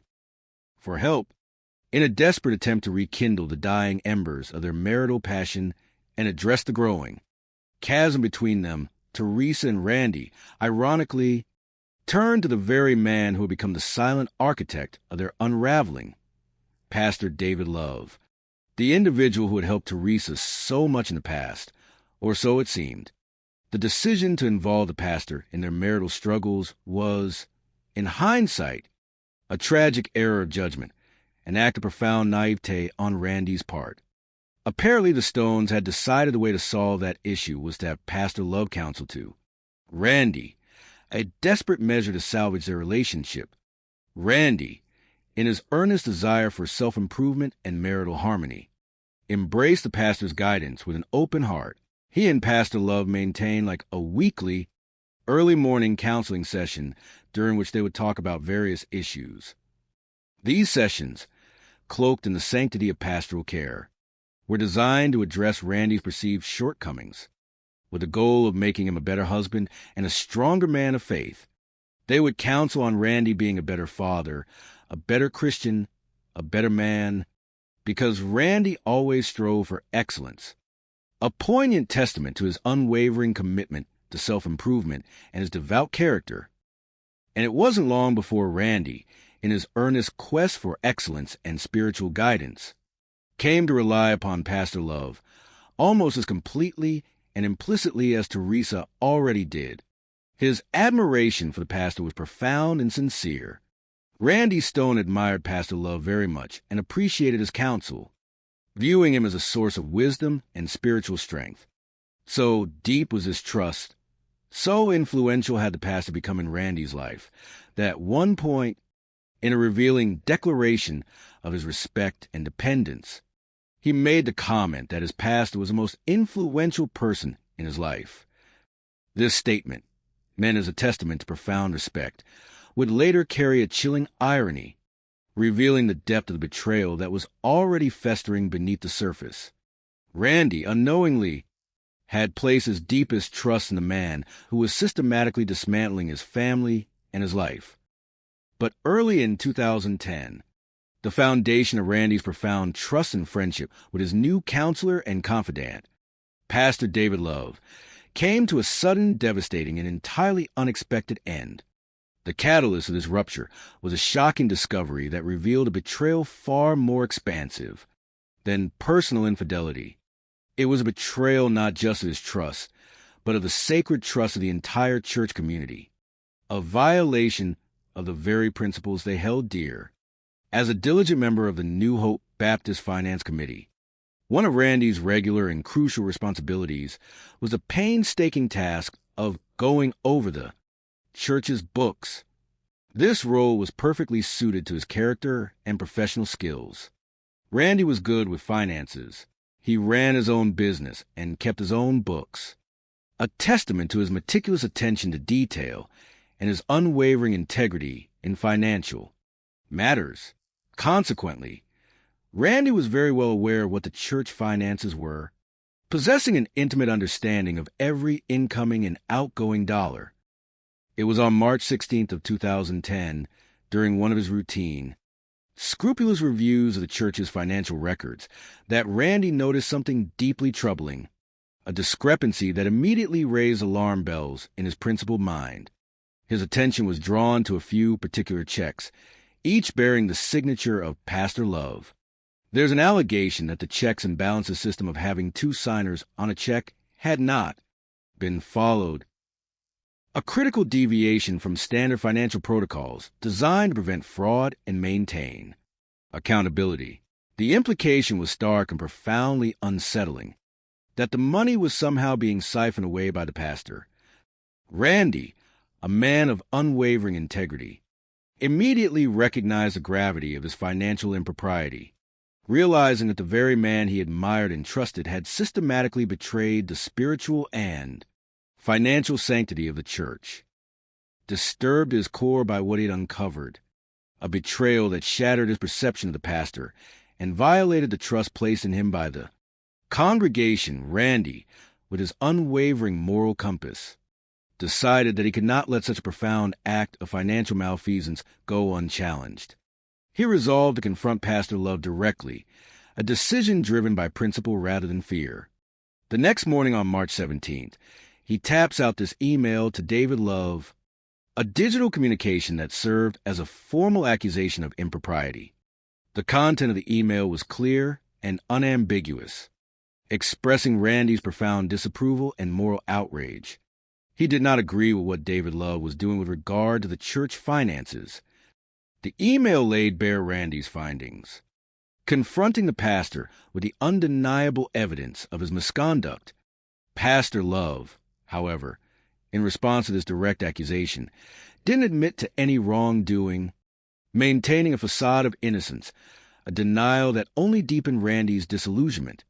Despite the gravity of his findings, Randy, perhaps in a last-ditch effort to preserve the church's reputation or to avoid public scandal, didn't take his finding to the church deacons or the authorities immediately. This restraint, however, was not born of weakness. Randy was a respected insurance agent, a man known in the community who could, if he so chose, to make matters public regarding financial issues with the church, possessing the social standing and credibility to expose the pastor's fraud with devastating consequences. But Randy did do something almost as drastic, an act of profound moral conviction that would irrevocably sever his ties to the compromised institution, unable to reconcile the pastor's actions with his own deeply held principles, and unwilling to remain part of a church tainted by such betrayal. He was going to withdraw his membership from the New Hope Baptist Church and take his family with him. This was not merely a personal decision. It was a public declaration of his moral stance, a testament to his unwavering integrity. His rationale was clear and unassailable. It was, this is wrong. I'm not going to stand for it. I'm leaving. A powerful statement of his refusal to compromise his values. This decision to separate himself and his family from a place that had been a spiritual home for decades was a profound and courageous act, but one that unwittingly placed him in direct opposition to a man whose secrets he now held. However, the break, intended by Randy to be a permanent and decisive act of moral conviction, would prove to be tragically short-lived, or at least far less permanent than he believed. In a little more than 2 weeks, the very people he sought to protect, Randy, Teresa, and the kids would all be back at New Hope, but the circumstances of their return would be shrouded in unimaginable sorrow. Only he would be in a coffin, a chilling premonition that hinted at profound, horrifying conclusion to his confrontation with the pastor.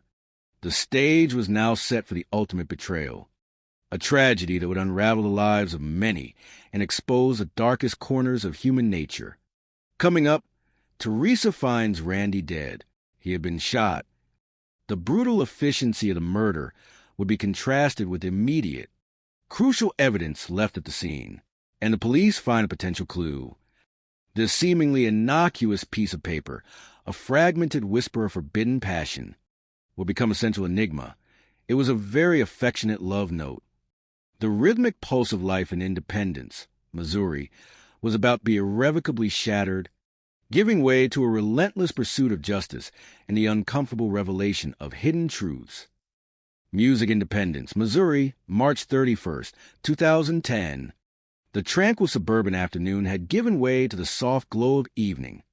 It was a little after 5 post-meridium that Wednesday evening when the shrill sound of a phone ringing pierced the usual quietude of the 911 dispatch center, heralding the beginning of a profound community tragedy.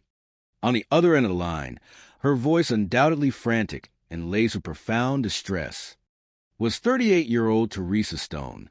Her message to the dispatchers was stark and horrific. She had just made an unspeakable discovery, finding her husband, Randy, dead within the confines of their shared insurance agency. The urgency and raw emotion in her voice conveyed the immediate, devastating impact of the scene she had just witnessed. Yet her initial report contained a subtle but significant omission that would later be scrutinized. She never said what she believed Randy had died from. Instead, her description focused on the visual horror of the scene. She just said that there was blood coming from his ear, a detail that, while alarming, did not explicitly point to a gunshot wound. So there wasn't the initial indication from her that he had been shot. A curious lack of specificity for someone who had undoubtedly confronted the gruesome reality of A. Bullet wound, the call to 911, a desperate act to summon help, wasn't the only one Teresa made in the immediate aftermath of her horrifying discovery. However, in her state of extreme shock and panic, she started calling people, reaching out to her closest contacts, spreading the devastating news. At one point, she even called her parents, seeking comfort and support from her immediate family. From there, the word of Randy's sudden and tragic death quickly spread like wildfire through the tight-knit community, reaching friends, colleagues, and most notably, the spiritual leader of their church. Someone called David Love, the charismatic pastor of New Hope Baptist Church. thrusting him immediately into the heart of the unfolding tragedy. And David Love arrived at the scene, a swift response that, while seemingly supportive, would later be reevaluated through a more suspicious lens. But first, before even heading for Stone's office, before immersing himself in the immediate aftermath of the tragedy, Pastor Love made a crucial phone call, a compassionate act that further cemented his perceived role as a pillar of community and a source of solace. He took the solemn responsibility of notifying Randy's mother, delivering the devastating news himself. He asked me if I was sitting down, Randy's mother recounted, recalling the pastor's gentle but deliberate approach. And I said, well, yeah, because when I went outside, I always sat on the swing. A poignant detail of her quiet routine. And then the words that would forever shatter her world. And he said, Randy has been shot and killed in his office. The stark brutality of the message, delivered by a man of God, was profoundly shocking. Randy's mother, consumed by grief and disbelief, immediately rushed to the scene, adding to the rapidly gathering crowd outside the Stones insurance agency. The sheer number of people drawn to the site was remarkable, a testament to Randy standing in the community and the shock waves his death had sent through the congregation. It was like the entire church was there. I mean, there were just dozens of people. The scene outside the office became one of profound, emotional chaos, with officers struggling to maintain order. The officers were saying they're kind of putting up a barrier to keep people back from the office itself and the scene, attempting to preserve the integrity of the crime site from the raw emotions of the grief-stricken community. Meanwhile, inside the cordoned-off office, shielded from the burgeoning chaos and profound grief of the outside world, the investigators from the Independence Police Department moved with methodical precision, their focus solely on the stark reality of the crime. They meticulously tried to piece together the evidence, starting with Randy's body. The initial gruesome details were confirmed. He'd been shot once in the head. The forensic examination of the wound revealed a critical detail that spoke volumes about the nature of the attack. There was stippling around the area of the gunshot wound, which indicates that the shooter was at close range. This was not a shot from a distance, an act of remote violence. It was an intimate, up-close execution, suggesting a degree of familiarity or proximity between the victim and the perpetrator. The murder weapon, based on the spent round discovered near his feet, was identified as a .40 caliber pistol. We did find out off the bat that it was a .40 caliber casing, a crucial piece of forensic information that would guide their search for the weapon. As for why someone had snuck up on Randy and shot him with such intimate brutality, the initial, most common motive for such home intrusions, robbery, didn't appear to be a motive. The evidence spoke against it with stark clarity. There was $150 sitting on his desk out in plain sight. That wasn't taken. His wallet wasn't taken. The conspicuous presence of untouched valuables immediately cast doubt on the robbery theory, suggesting a different, more personal motive. Instead of a random robbery, the close-range shot, coupled with a telling lack of any apparent struggle, indicated a far more insidious scenario, that Randy had either known his killer intimately, or at the very least, that the presence of the individual in his office was not a cause for concern. What it looked like was that he had trusted the person that he was with and was not suspecting. Anything would happen. A chilling psychological inference that suggested a profound betrayal of trust. The killer was not an intruder, but someone welcomed, someone familiar. But was that trust tragically misplaced? Was Randy's faith in his assailant a fatal error? Searching the insurance agency with painstaking detail, the investigators made a puzzling discovery, one that diverged from the immediate violence of the crime scene, but hinted at a deeper, more emotional undercurrent.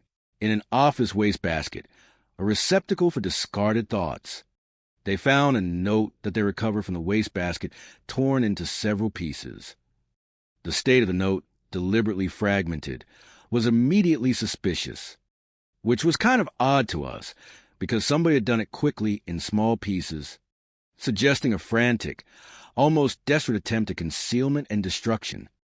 When the investigators painstakingly pieced the fragments of the note back together, a task requiring patience, meticulous care, and a keen eye for detail, the contents revealed a startling truth, immediately challenging the public image of the Stones' devout and harmonious marriage. And when they pieced the note back together, the investigators had a new puzzle on their hands. The nature of this puzzle was deeply personal and profoundly unsettling, and it was a very affectionate love note. The language was intimate, passionate, and unmistakably romantic, a tender missive that spoke of deep emotional connection and illicit desire. There were no names on the note, deliberately omitted or perhaps never included, and no immediate way of knowing who had torn it up, adding layers of anonymity to the act of concealment. But the mere existence of this intimate missive, discovered amidst the raw grief of a husband's murder, immediately prompted the police to wonder whether it had anything to do with Randy's murder. Its discovery transformed the investigation, shifting its focus from external threats to internal betrayals. It was very specific and very personal, and it had coded messages within it that were obviously of a personal nature, suggesting an ongoing clandestine relationship shrouded in secrecy. This piece of evidence, small in size but enormous in its implications, immediately cast a long, dark shadow of suspicion, pointing towards a hidden life of infidelity that contradicted the public facade of piety and marital fidelity. The true motive, it seemed, was beginning to emerge from the wreckage of a shattered life. Hoping for immediate answers, for a direct explanation for the perplexing love note and the circumstances of Randy's death, the investigators, with their methodical approach, asked Teresa to provide them with a formal statement, moving her from the chaotic scene to the more controlled environment of the police station. She, with apparent willingness to cooperate, readily agreed. However, as the investigators prepared to transport Teresa in a squad car, a curious and profoundly unsettling incident occurred that immediately drew the attention of the seasoned detectives. Pastor Love, who had arrived at the scene earlier, suddenly approaches us out of the crowd and starts asking odd questions like, "Can I be in the interview room with you? Do you need me there? You need me there, don't you?" Kind of baiting. His questions, rather than conveying simple concern, had a manipulative, almost probing quality, as if testing the boundaries of the investigation. The lead investigator, recognizing the impropriety of such a request and adhering to strict legal protocols, firmly but politely rebuffed him. And I said, "I'm sorry, but no one could be in the interview room with her except her attorney." A clear statement of procedural boundaries. But even after Teresa was securely in the police car, the pastor's persistent, almost agitated, behavior continued, underscoring a desperate urgency on his part. He started pulling away, and he goes, "I'd like to go to," and he starts reaching back for the back door to open it. His attempt to forcibly enter the police vehicle, to follow Teresa, was highly irregular and deeply suspicious. The officer again intervened, firmly stating, and I said, "Sir, I'm sorry, you can't go." This persistent, almost frantic attempt by a spiritual leader to insert himself into a criminal investigation was immediately flagged as kind of odd. His demeanor also changed after being rebuffed. Then he backs off. He was kind of not happy about that, kind of nervous. The veteran detective, with his keen eye for human behavior, made a mental note of this highly unusual interaction. I just went on and made note of it in my head. This strange encounter, a subtle but powerful red flag, would later be reevaluated through a far more incriminating lens, hinting at a connection between the pastor and Teresa that transcended mere pastoral care and suggested a more sinister complicity. However, once the investigators had Teresa settled in for questioning at the station, they made a deliberate strategic decision. They held off on immediately pressing her about Pastor Love or the mysterious, fragmented love note they had found in the trash. Their initial approach was softer, less confrontational, designed to allow her to establish her narrative without immediate pressure.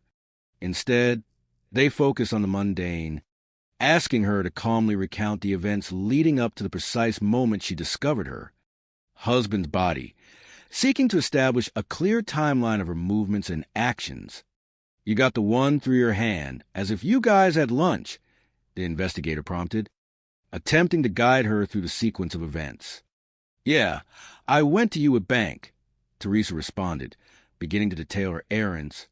This was only the first of a series of errands Teresa calmly detailed for detectives, providing a seemingly exhaustive list of her activities throughout the afternoon. Her demeanor during this initial phase of questioning was remarkably composed. She seemed generally fine, not really what you call distraught. While people certainly handle death of their loved ones differently, her surprising composure under such horrific circumstances was noted. She was meticulous in her recall. She would tell investigators where she was, who she was with. Crucially, to bolster her account, she also had receipts. She provided those receipts to the Independence Police Department, offering tangible proof of her whereabouts and activities. With her whereabouts seemingly established, the investigators pivoted to another critical line of inquiry: the murder weapon. They asked Teresa if Randy had ever owned a .40 caliber pistol, the specific type of firearm identified by the shell casing at the crime scene. Her response was vague, almost evasive. She said, "I think he sold a year ago," but she was very wishy-washy on the details, very vague. Her memory, so precise for her errands, became conveniently hazy when it came to the gun. When pressed further, "And do you know who he sold to?" her vagueness continued. "I have no idea. He doesn't tell me when he does stuff like that. I don't know anything about his case." This sudden lack of knowledge about her husband's affairs, particularly regarding a firearm, stood in stark contrast to their close working and marital relationship, raising the first significant cracks in her seemingly flawless composure and narrative. Then, well over an hour into the interview, after meticulously establishing her alibi and probing her knowledge of Randy's firearm, the investigators finally, almost casually, dropped their first explicit hints about the fragmented love note they had found in the trash. The timing was deliberate, designed to catch her off guard, to gauge her genuine reaction. "Oh, yeah, I'm sorry, back to the letters," the detective began, a feigned conversational slip that concealed a precise interrogation strategy. "In your trash can," they had a letter just made written. "We about had a birthday and all that. It was about this big. It was all tore up." The description was vague enough to elicit a natural response, but specific enough to be unmistakable. When Teresa hesitated, her carefully constructed composure momentarily faltering, the investigators, escalating their tactic, offered to show her the note, knowing full well the impact such a visual would have, and stepping out to retrieve it. They left her alone in the interrogation room with the cameras rolling. This was a classic interrogation technique, designed to observe her uninhibited, unscripted reaction to the imminent confrontation with incriminating evidence.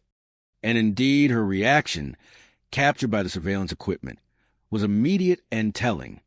It was picked up by the microphone in the room. So at that point in time, police knew that they had something that was important, a clear indication that the note held significant meaning for her, triggering a profound emotional response that spoke volumes even in silence. But as soon as the investigators returned to the interrogation room, the torn and reassembled love note held carefully in their hands, Teresa quickly reestablished her composure, albeit a fragile one, and attempted to dismiss the incriminating evidence. She adopted a dismissive, almost nonchalant posture. She, shrugged it off and said, "This is just from a secret admirer. I don't know who it's from.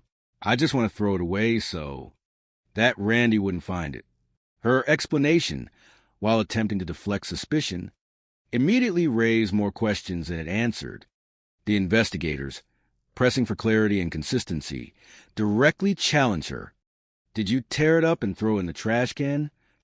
Her response, delivered with a rehearsed casualness, still contained inconsistencies. Yeah, I just found it yesterday when I was looking for my cousin.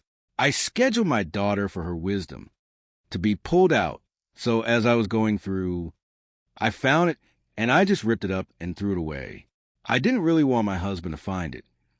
Her excuse, linking the discovery to a search for a cousin's contact information for her daughter's dental appointment, felt overly elaborate, a narrative designed to conceal a more immediate and pressing reason for its destruction. Crucially, she then attempted to date the note, claiming, although according to Teresa, the note was several years old. When asked directly, "And you've had this note in your post," she replied, "I totally forgot about it, to be honest with you." That's what Teresa said. But the investigators, with their keen understanding of human behavior and deception, doubted she was being honest. The internal inconsistencies, the convenient vagueness, and the dramatic act of tearing up a note she supposedly forgot about all pointed to a deliberate fabrication. The investigators' doubts were rooted in a deep, intuitive understanding of human nature and the specific context of the note itself. The note content itself to us was kind of very personal for a secret admirer, suggesting an intimacy that transcended casual admiration and spoke a profound, ongoing connection. It was filled with specific coded messages that indicated a shared history, not a fleeting fantasy. Furthermore, the timing of its discovery and destruction was far too convenient to be mere coincidence. It seemed strange that she would just have this for 2 years and then just all of a sudden decided to throw it away on the day that her husband got murdered. This highly improbable confluence of events, a sudden discovery and destruction on the very day of her husband's violent death, was a glaring red flag, screaming of an attempt to erase incriminating evidence. However, at this initial stage of the interview, beyond the profound suspicion that Teresa was actively hiding something about her so-called secret admirer, the investigators simply didn't have enough evidence to hold her on direct charges related to the murder. While their suspicions were immense, they lacked the concrete, provable links to detain her further. Reluctantly, the detectives concluded the interview. "I'm going to take you downstairs and let you have fun and take you to your car over there," the officer stated, a polite but firm release. They may have sent her home, allowing her to temporarily escape the confines of the interrogation room. But the police were far from ready to take Teresa's name off the suspect list. Indeed, her name was now emblazoned at the very top, awaiting further corroboration and the meticulous unraveling of her intricate web of deception. Over the next several days, the Independence Police Department embarked on a painstaking and systematic process of corroborating Teresa's statements and digging deeper into the hidden currents of her life. Leaving no stone unturned, they meticulously questioned Randy and Teresa's friends and family, seeking any discrepancies or overlooked details that might illuminate the darker aspects of their lives. They also painstakingly visited all the places she said she'd gone on the afternoon of the shooting, physically retracing her steps, verifying every receipt and every claimed interaction. I was actually the one that followed up on this to go back and to get the timeline and where she was at and go back and talk to people and confirm her day. One investigator recounted, highlighting the intense, boots-on-the-ground effort to verify her alibi. Surprisingly, or perhaps testament to her careful planning, Teresa's alibi checked out, her meticulously documented errands holding up under scrutiny. This confirmed her movements, but did not necessarily absolve her, as it accounted only for part of the day. However, while her alibi for her errands remained intact, her story about Randy selling his .40 caliber pistol proved to be profoundly deceptive. Her initial vagueness about the gun had been a tell. The investigation revealed a stark contradiction. He had had a gun as far as 2 or 3 weeks prior to the shooting and showed people this gun. Randy had not sold it. It was very much still in his possession shortly before his death. This direct lie, concerning a crucial piece of evidence, immediately heightened suspicions about Teresa's involvement, further incriminating her narrative. Teresa's own father even told the investigators a crucial detail, that Randy had recently brought the .40 caliber pistol out to his property for a little target. Shooting, a casual outing that now took on a grim significance. Acting swiftly on this new information, the investigators went out and took an evidence technician with a metal detector to the firing range and recovered all manner of spent casings. Among the numerous fragments of expended ammunition, a critical discovery was made.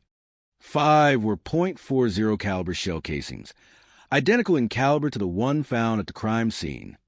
Those casings recovered from a firing range, along with the single casing from the office where Randy was murdered, were immediately dispatched to the lab for comparison to determine if Randy had, in fact, been killed by his own gun. This ballistic analysis hinged on minute, unique identifiers. Every firing pin strikes differently, and also there's what they call the ejector mark on the side of the gun when you shoot it, and if it's semi-automatic, it kicks the shell casing out. Those are all unique, because the guns are not made exactly the same, providing a scientific fingerprint to link a specific weapon to a specific crime. While the ballistics would provide a scientific link, it would be tougher to determine who wrote the ripped-up note found in Teresa's trash. Handwriting analysis could narrow it down, but direct proof of authorship often required more. But after tirelessly talking to parishioners at Teresa and Randy's church, discreetly probing for any insights into their lives, the investigator began to piece together a profoundly disturbing answer. The community itself, with its intricate web of gossip and observation, had already sensed a profound deviation from the norm. There were rumors throughout the church during that time that there was a relationship going on, a clandestine affair that violated the very tenets of their faith and the sanctity of marriage. And this was not just any relationship either. The rumors swirling through New Hope Baptist Church, growing in intensity and specificity, centered on a shocking and deeply unsettling affair, an illicit liaison between Randy's wife Teresa and the man who would deliver the eulogy at Randy's funeral on April 6th, Pastor David Love. The irony was chilling, the hypocrisy profound. The man who had shattered Randy's life emotionally and financially was now poised to publicly mourn. Him, the dramatic and poignant delivery of the eulogy, captured on recording, contained words that, in hindsight, were dripping with the bitter irony of betrayal. You see, there's nothing more that we can do for Randy Stone. He'll never have another thought in this body. He'll never be able to sign another privacy or kiss his wife. These words, spoken with a preacher's gravitas, were not just a lament for the dead, but a chilling testament to the profound betrayal that had led to his demise. The investigation, now armed with a powerful motive of both financial fraud and sexual infidelity, was rapidly tightening its grip. Coming up, Teresa makes a confession. Her carefully constructed facade was about to crumble under the weight of mounting evidence and her own complicity. "I'm not going to protect him anymore," she would declare, attempting to shift the full burden of guilt. But even then, she would leave some critical questions unanswered. How would Love have gotten his hands on that gun? The mystery of the murder weapon's transfer remained a crucial, unresolved piece of the puzzle, a detail that would further complicate the path to full justice. By April 6, 2010, a somber week had passed since Teresa Stone's frantic 911 call, and her husband, Randy, lay cold in his grave. But while the community of Independence, Missouri, was still reeling from the shock of his murder, the police had already identified a promising lead regarding his murder, one that pointed directly to a profound betrayal from within their own spiritual community.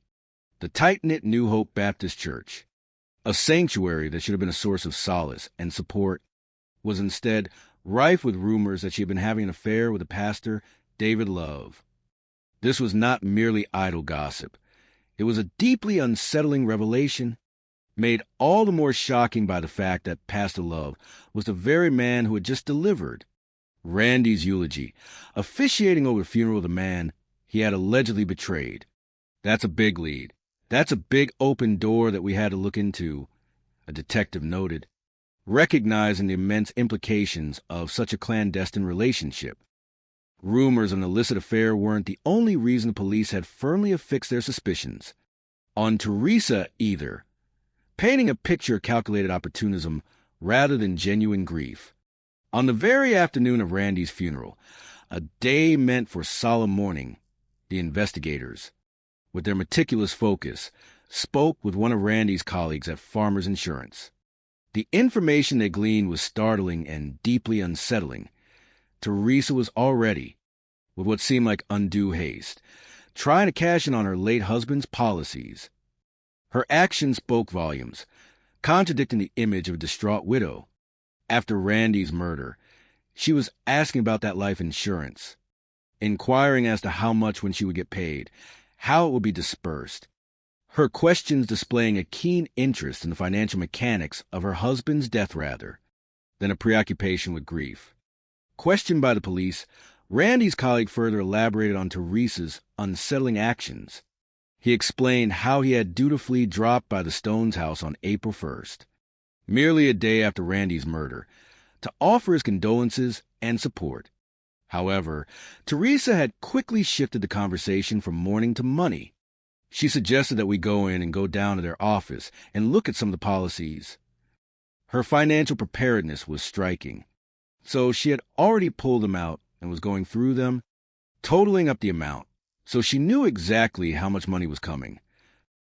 The financial implications of Randy's death were enormous, far exceeding what many might expect from a small-town insurance agent. Randy's various policies, a testament to his successful career and careful planning, added up to a considerable sum.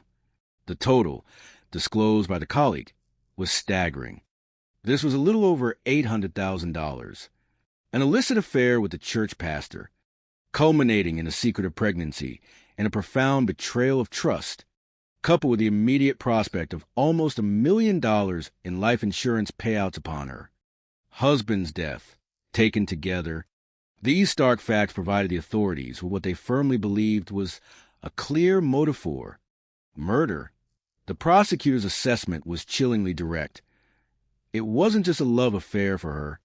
It was the money. She was Louisiana dollar-signed.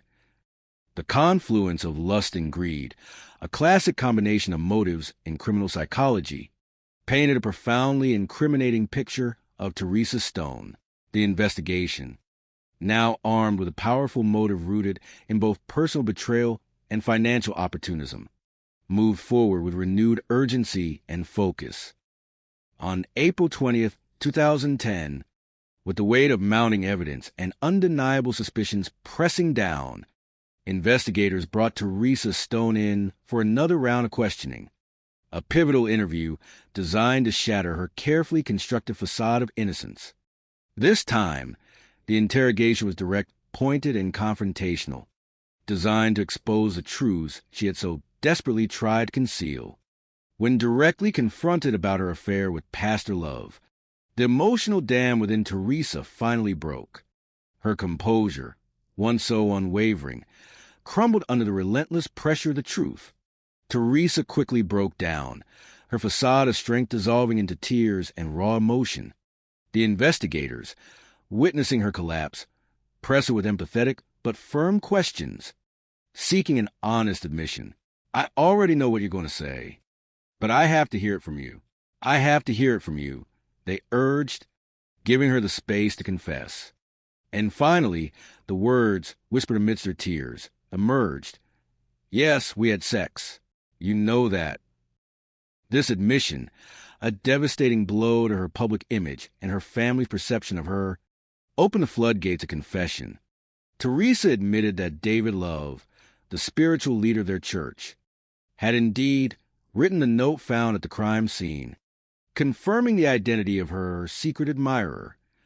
More profoundly, she confessed that she had been having an affair with him for the past 10 years. A decade-long betrayal that had systematically undermined her marriage and her spiritual commitments. This shocking revelation of a prolonged, clandestine relationship immediately shed light on another deeply troubling mystery. She also admitted that he had fathered the child she miscarried in 2004. The unspoken question of paternity, once attributed to a miracle by Randy, was now starkly and tragically answered. Was there ever a time when you became pregnant with David's child? The investigator gently asked. And Teresa, now fully committed to a partial truth, responded with a quiet but firm, "Yeah." But when the investigators pressed her further, shifting the focus from the affair to the ultimate crime, when the investigators pressed her about Randy's murder, Teresa, with a swift and cunning act of self-preservation, vehemently declared. Teresa said she didn't do it. Her voice, having found its footing in confession, now found a new strength in denial of direct culpability for the murder. However, in the same breath, she immediately claimed she knew who did. In a strategic maneuver that laid bare her manipulative instincts, she rolled over on him. She rolled over on the pastor. The narrative quickly shifted, becoming, in her words, "Oh, it's all on him." An attempt to fully distance herself from the physical act of murder and place the entire burden of guilt squarely on David Love. She painted a picture of Love as a volatile, dangerous man, revealing details about his darker thoughts. Teresa claimed that David Love had talked about killing his wife, too. His sinister imaginings were explicit. He said that he wished he could just break her neck and put her in her car and send her over the cliff. This information, presented by Teresa, was clearly designed to portray Love as the sole, unhinged perpetrator, further absolving herself. And when did Teresa learn all this, particularly the confession to Randy's murder? She conveniently told the police that it was all after the fact. According to Teresa, David had come to her the day after the shooting and confessed to killing Randy. Her alleged response, presented with righteous indignation, was equally calculated, and I walked out of the room, and I'm never talking to him anymore after that. I'm not going to protect him anymore. This declaration, a dramatic shift from her decade of secrecy, underscored her new strategy, to fully expose Love while carefully protecting herself. She was willing to admit to very poor behavior on her part, acknowledging the affair and the false paternity. But she seemed to stop short of at any time implicating herself in anything criminal. A subtle but crucial distinction in her confession had Randy's principal decision to leave the church and take Teresa with him truly driven the pastor to murder, pushed him to such a desperate act of violence to silence the truth? Teresa's confession, while providing immense breakthroughs, still left a tangled web of questions for the diligent investigators to unravel. To prove her innocence in the actual murder, to firmly establish herself as merely a victim of circumstance and a recipient of a confession, rather than a co-conspirator, Teresa, in a strategic move to deflect full culpability, offered to actively cooperate with the investigation. Her proposal was direct and compelling, while the detectives listened in, meticulously recording every word. She would place a phone call to Pastor Love and attempt to wring out a confession from him, a desperate act to solidify her narrative. The call, designed to elicit a direct admission of guilt for Randy's murder, was fraught with emotional intensity. "I need to know, David. I need to know why. I need to know why you killed my husband. Please, I can't live like this anymore," Teresa pleaded, her voice likely laced with manufactured desperation, aimed at provoking a confessional response. However, before the pastor could fully respond, before he could provide the damning words the police so desperately sought, his wife, unexpectedly, came on the line, interrupting the critical conversation. "Teresa, what did you want with your thing? What do you want with my husband?" she demanded, her voice undoubtedly laced with pain and suspicion, having already been informed of the affair. Love, caught in a precarious moment, quickly hung up abruptly severing the line and thwarting Teresa's attempt to extract a taped confession. This premature termination of the call left the police with little choice other than to bring him in for direct questioning, a face-to-face confrontation that they hoped would yield the full truth. But when they picked him up later that same day, after the aborted phone call and the mounting revelations, Pastor David Love proved to be far less forthcoming, far less willing to cooperate than Teresa had been. His demeanor was one of calculated silence, a stark contrast to Teresa's emotional outpouring. They sit down with him, read him his rights, ask if he wished to make a statement, and he declined.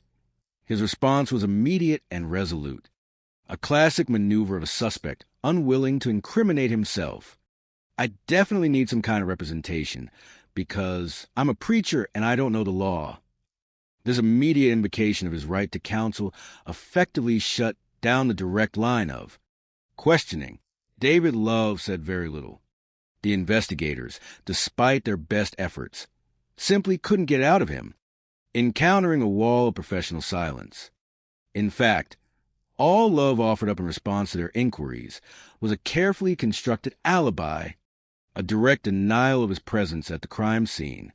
According to the statement, he was not there. He was up north attending a funeral, providing a seemingly solid account of his whereabouts.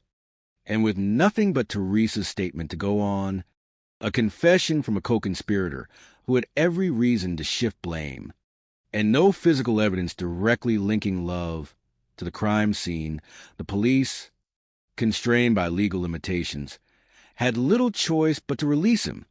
Their frustration was palpable, their inability to hold him a temporary setback. They had no physical evidence linking him to the scene. They had an incredible amount of evidence of an affair. I will say that a detective confirmed, acknowledging the depth of the personal betrayal, but the lack of direct criminal proof against Love. At that moment, David didn't confess anything to the police about the murder, his silence unwavering in the interrogation room. But upon returning home, confronted by the inescapable truth and perhaps his own conscience, he did go home and confess to the affair, a devastating admission that tore through his family. He had had a very frank conversation with his wife and family, undoubtedly a raw and painful confrontation that laid bare his decade of deceit. Then, 2 days after being questioned and released by the police, Love, facing the moral fallout of his actions and the inevitable exposure of his double life, called a meeting with the deacons from New Hope Baptist Church and, with a profound sense of resignation, turned in his resignation. In a public acknowledgement of his moral failings, he apologized for committing the sin of immorality, a confession that resonated with the congregation, but still left the question of Randy's murder hanging in the air. Finally, within weeks of his resignation, Love, perhaps seeking to escape the intense scrutiny and the moral wreckage he had left behind, packed up and left town with his wife. At this point, he hadn't been charged with Randy's murder, and he was not under arrest, so there was an opportunity for him to leave the jurisdiction, a legal loophole that allowed him to physically distance himself from the crime.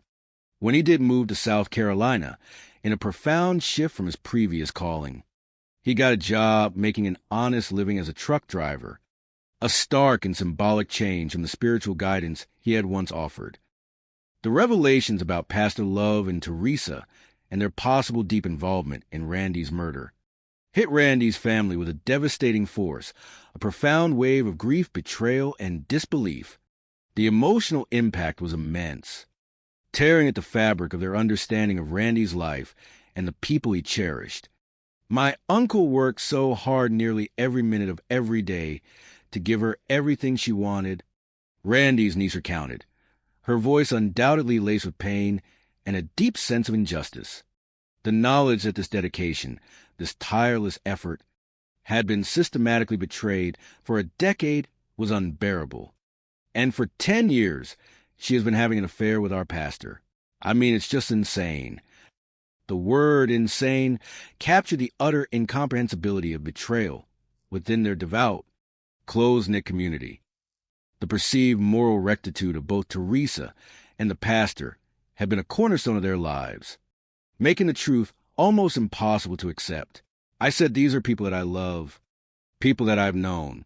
They would never do anything like that. A poignant expression of the cognitive dissonance, the profound denial that often accompanies such shocking revelations of betrayal from trusted individuals.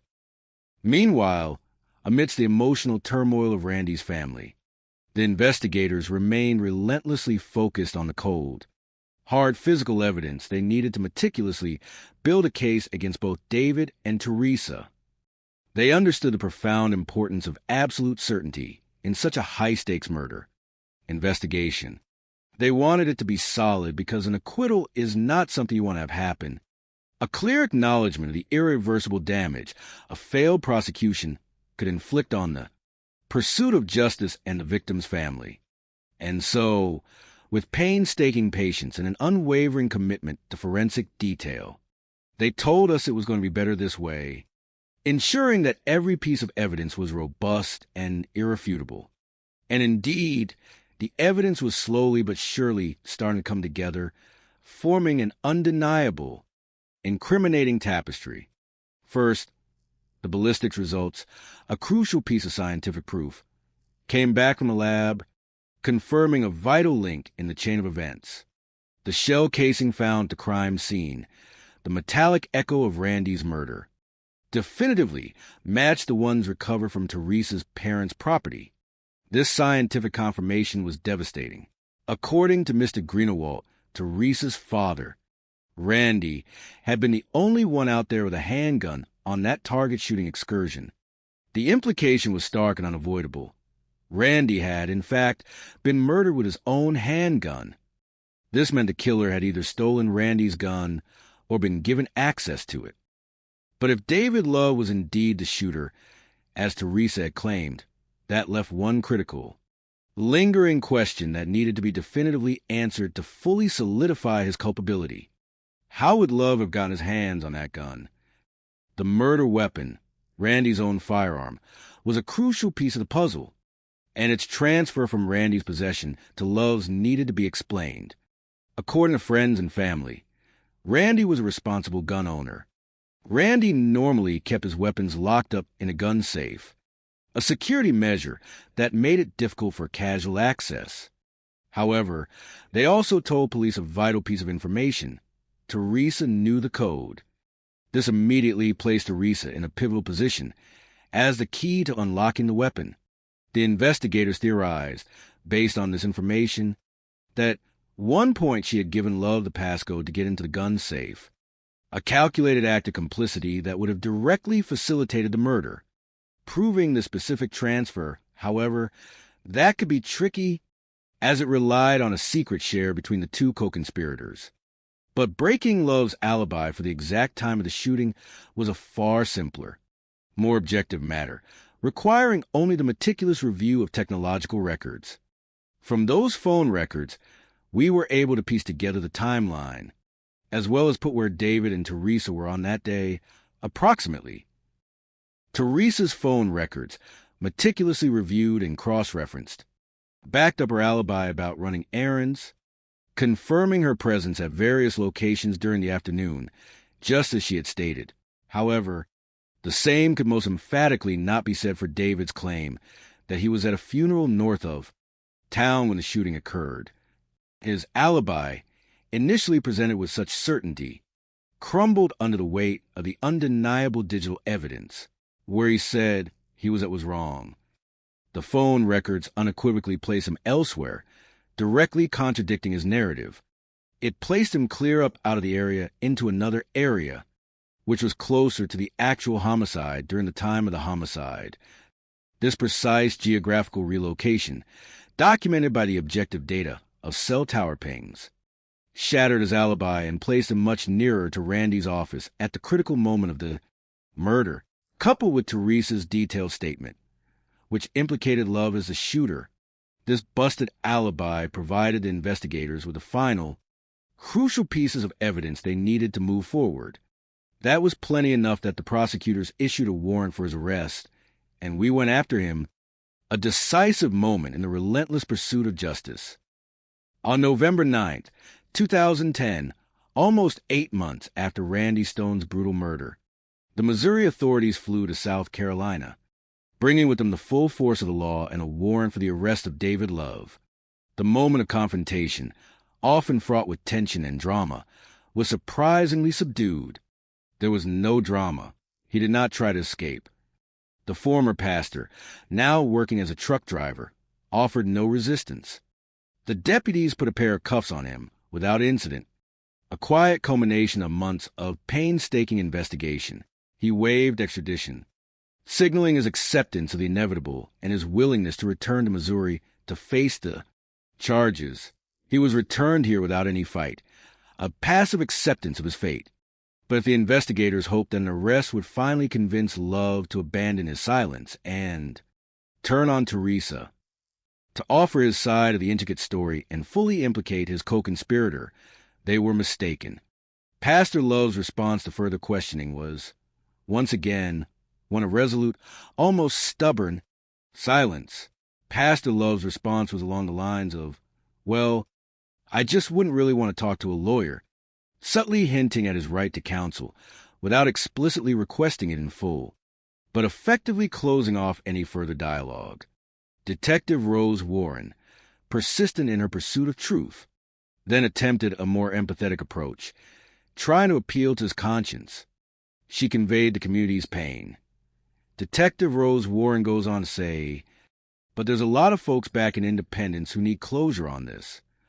And then, in a moment of unexpected revelation, Pastor Love said something profoundly interesting, a statement that spoke volumes about his complex emotional state and his hidden loyalties. He says Randy was my friend too.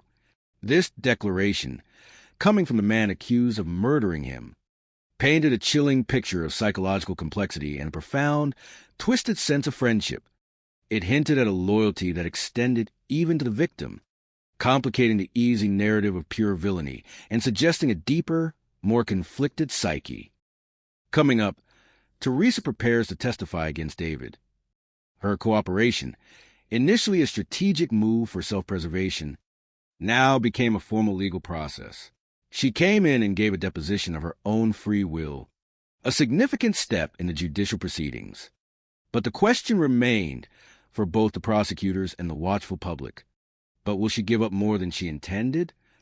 The inherent risk in such a detailed statement was profound, as her words could cut both ways, implicating not just the man she accused, but also herself in the tangled web of conspiracy. Indeed, her deposition would prove to be a double-edged sword, revealing truths that would ultimately seal her own fate. She implicated herself far more than anyone else could have. The intricate dance between confession and self-preservation was about to expose the full, unvarnished truth of her complicity.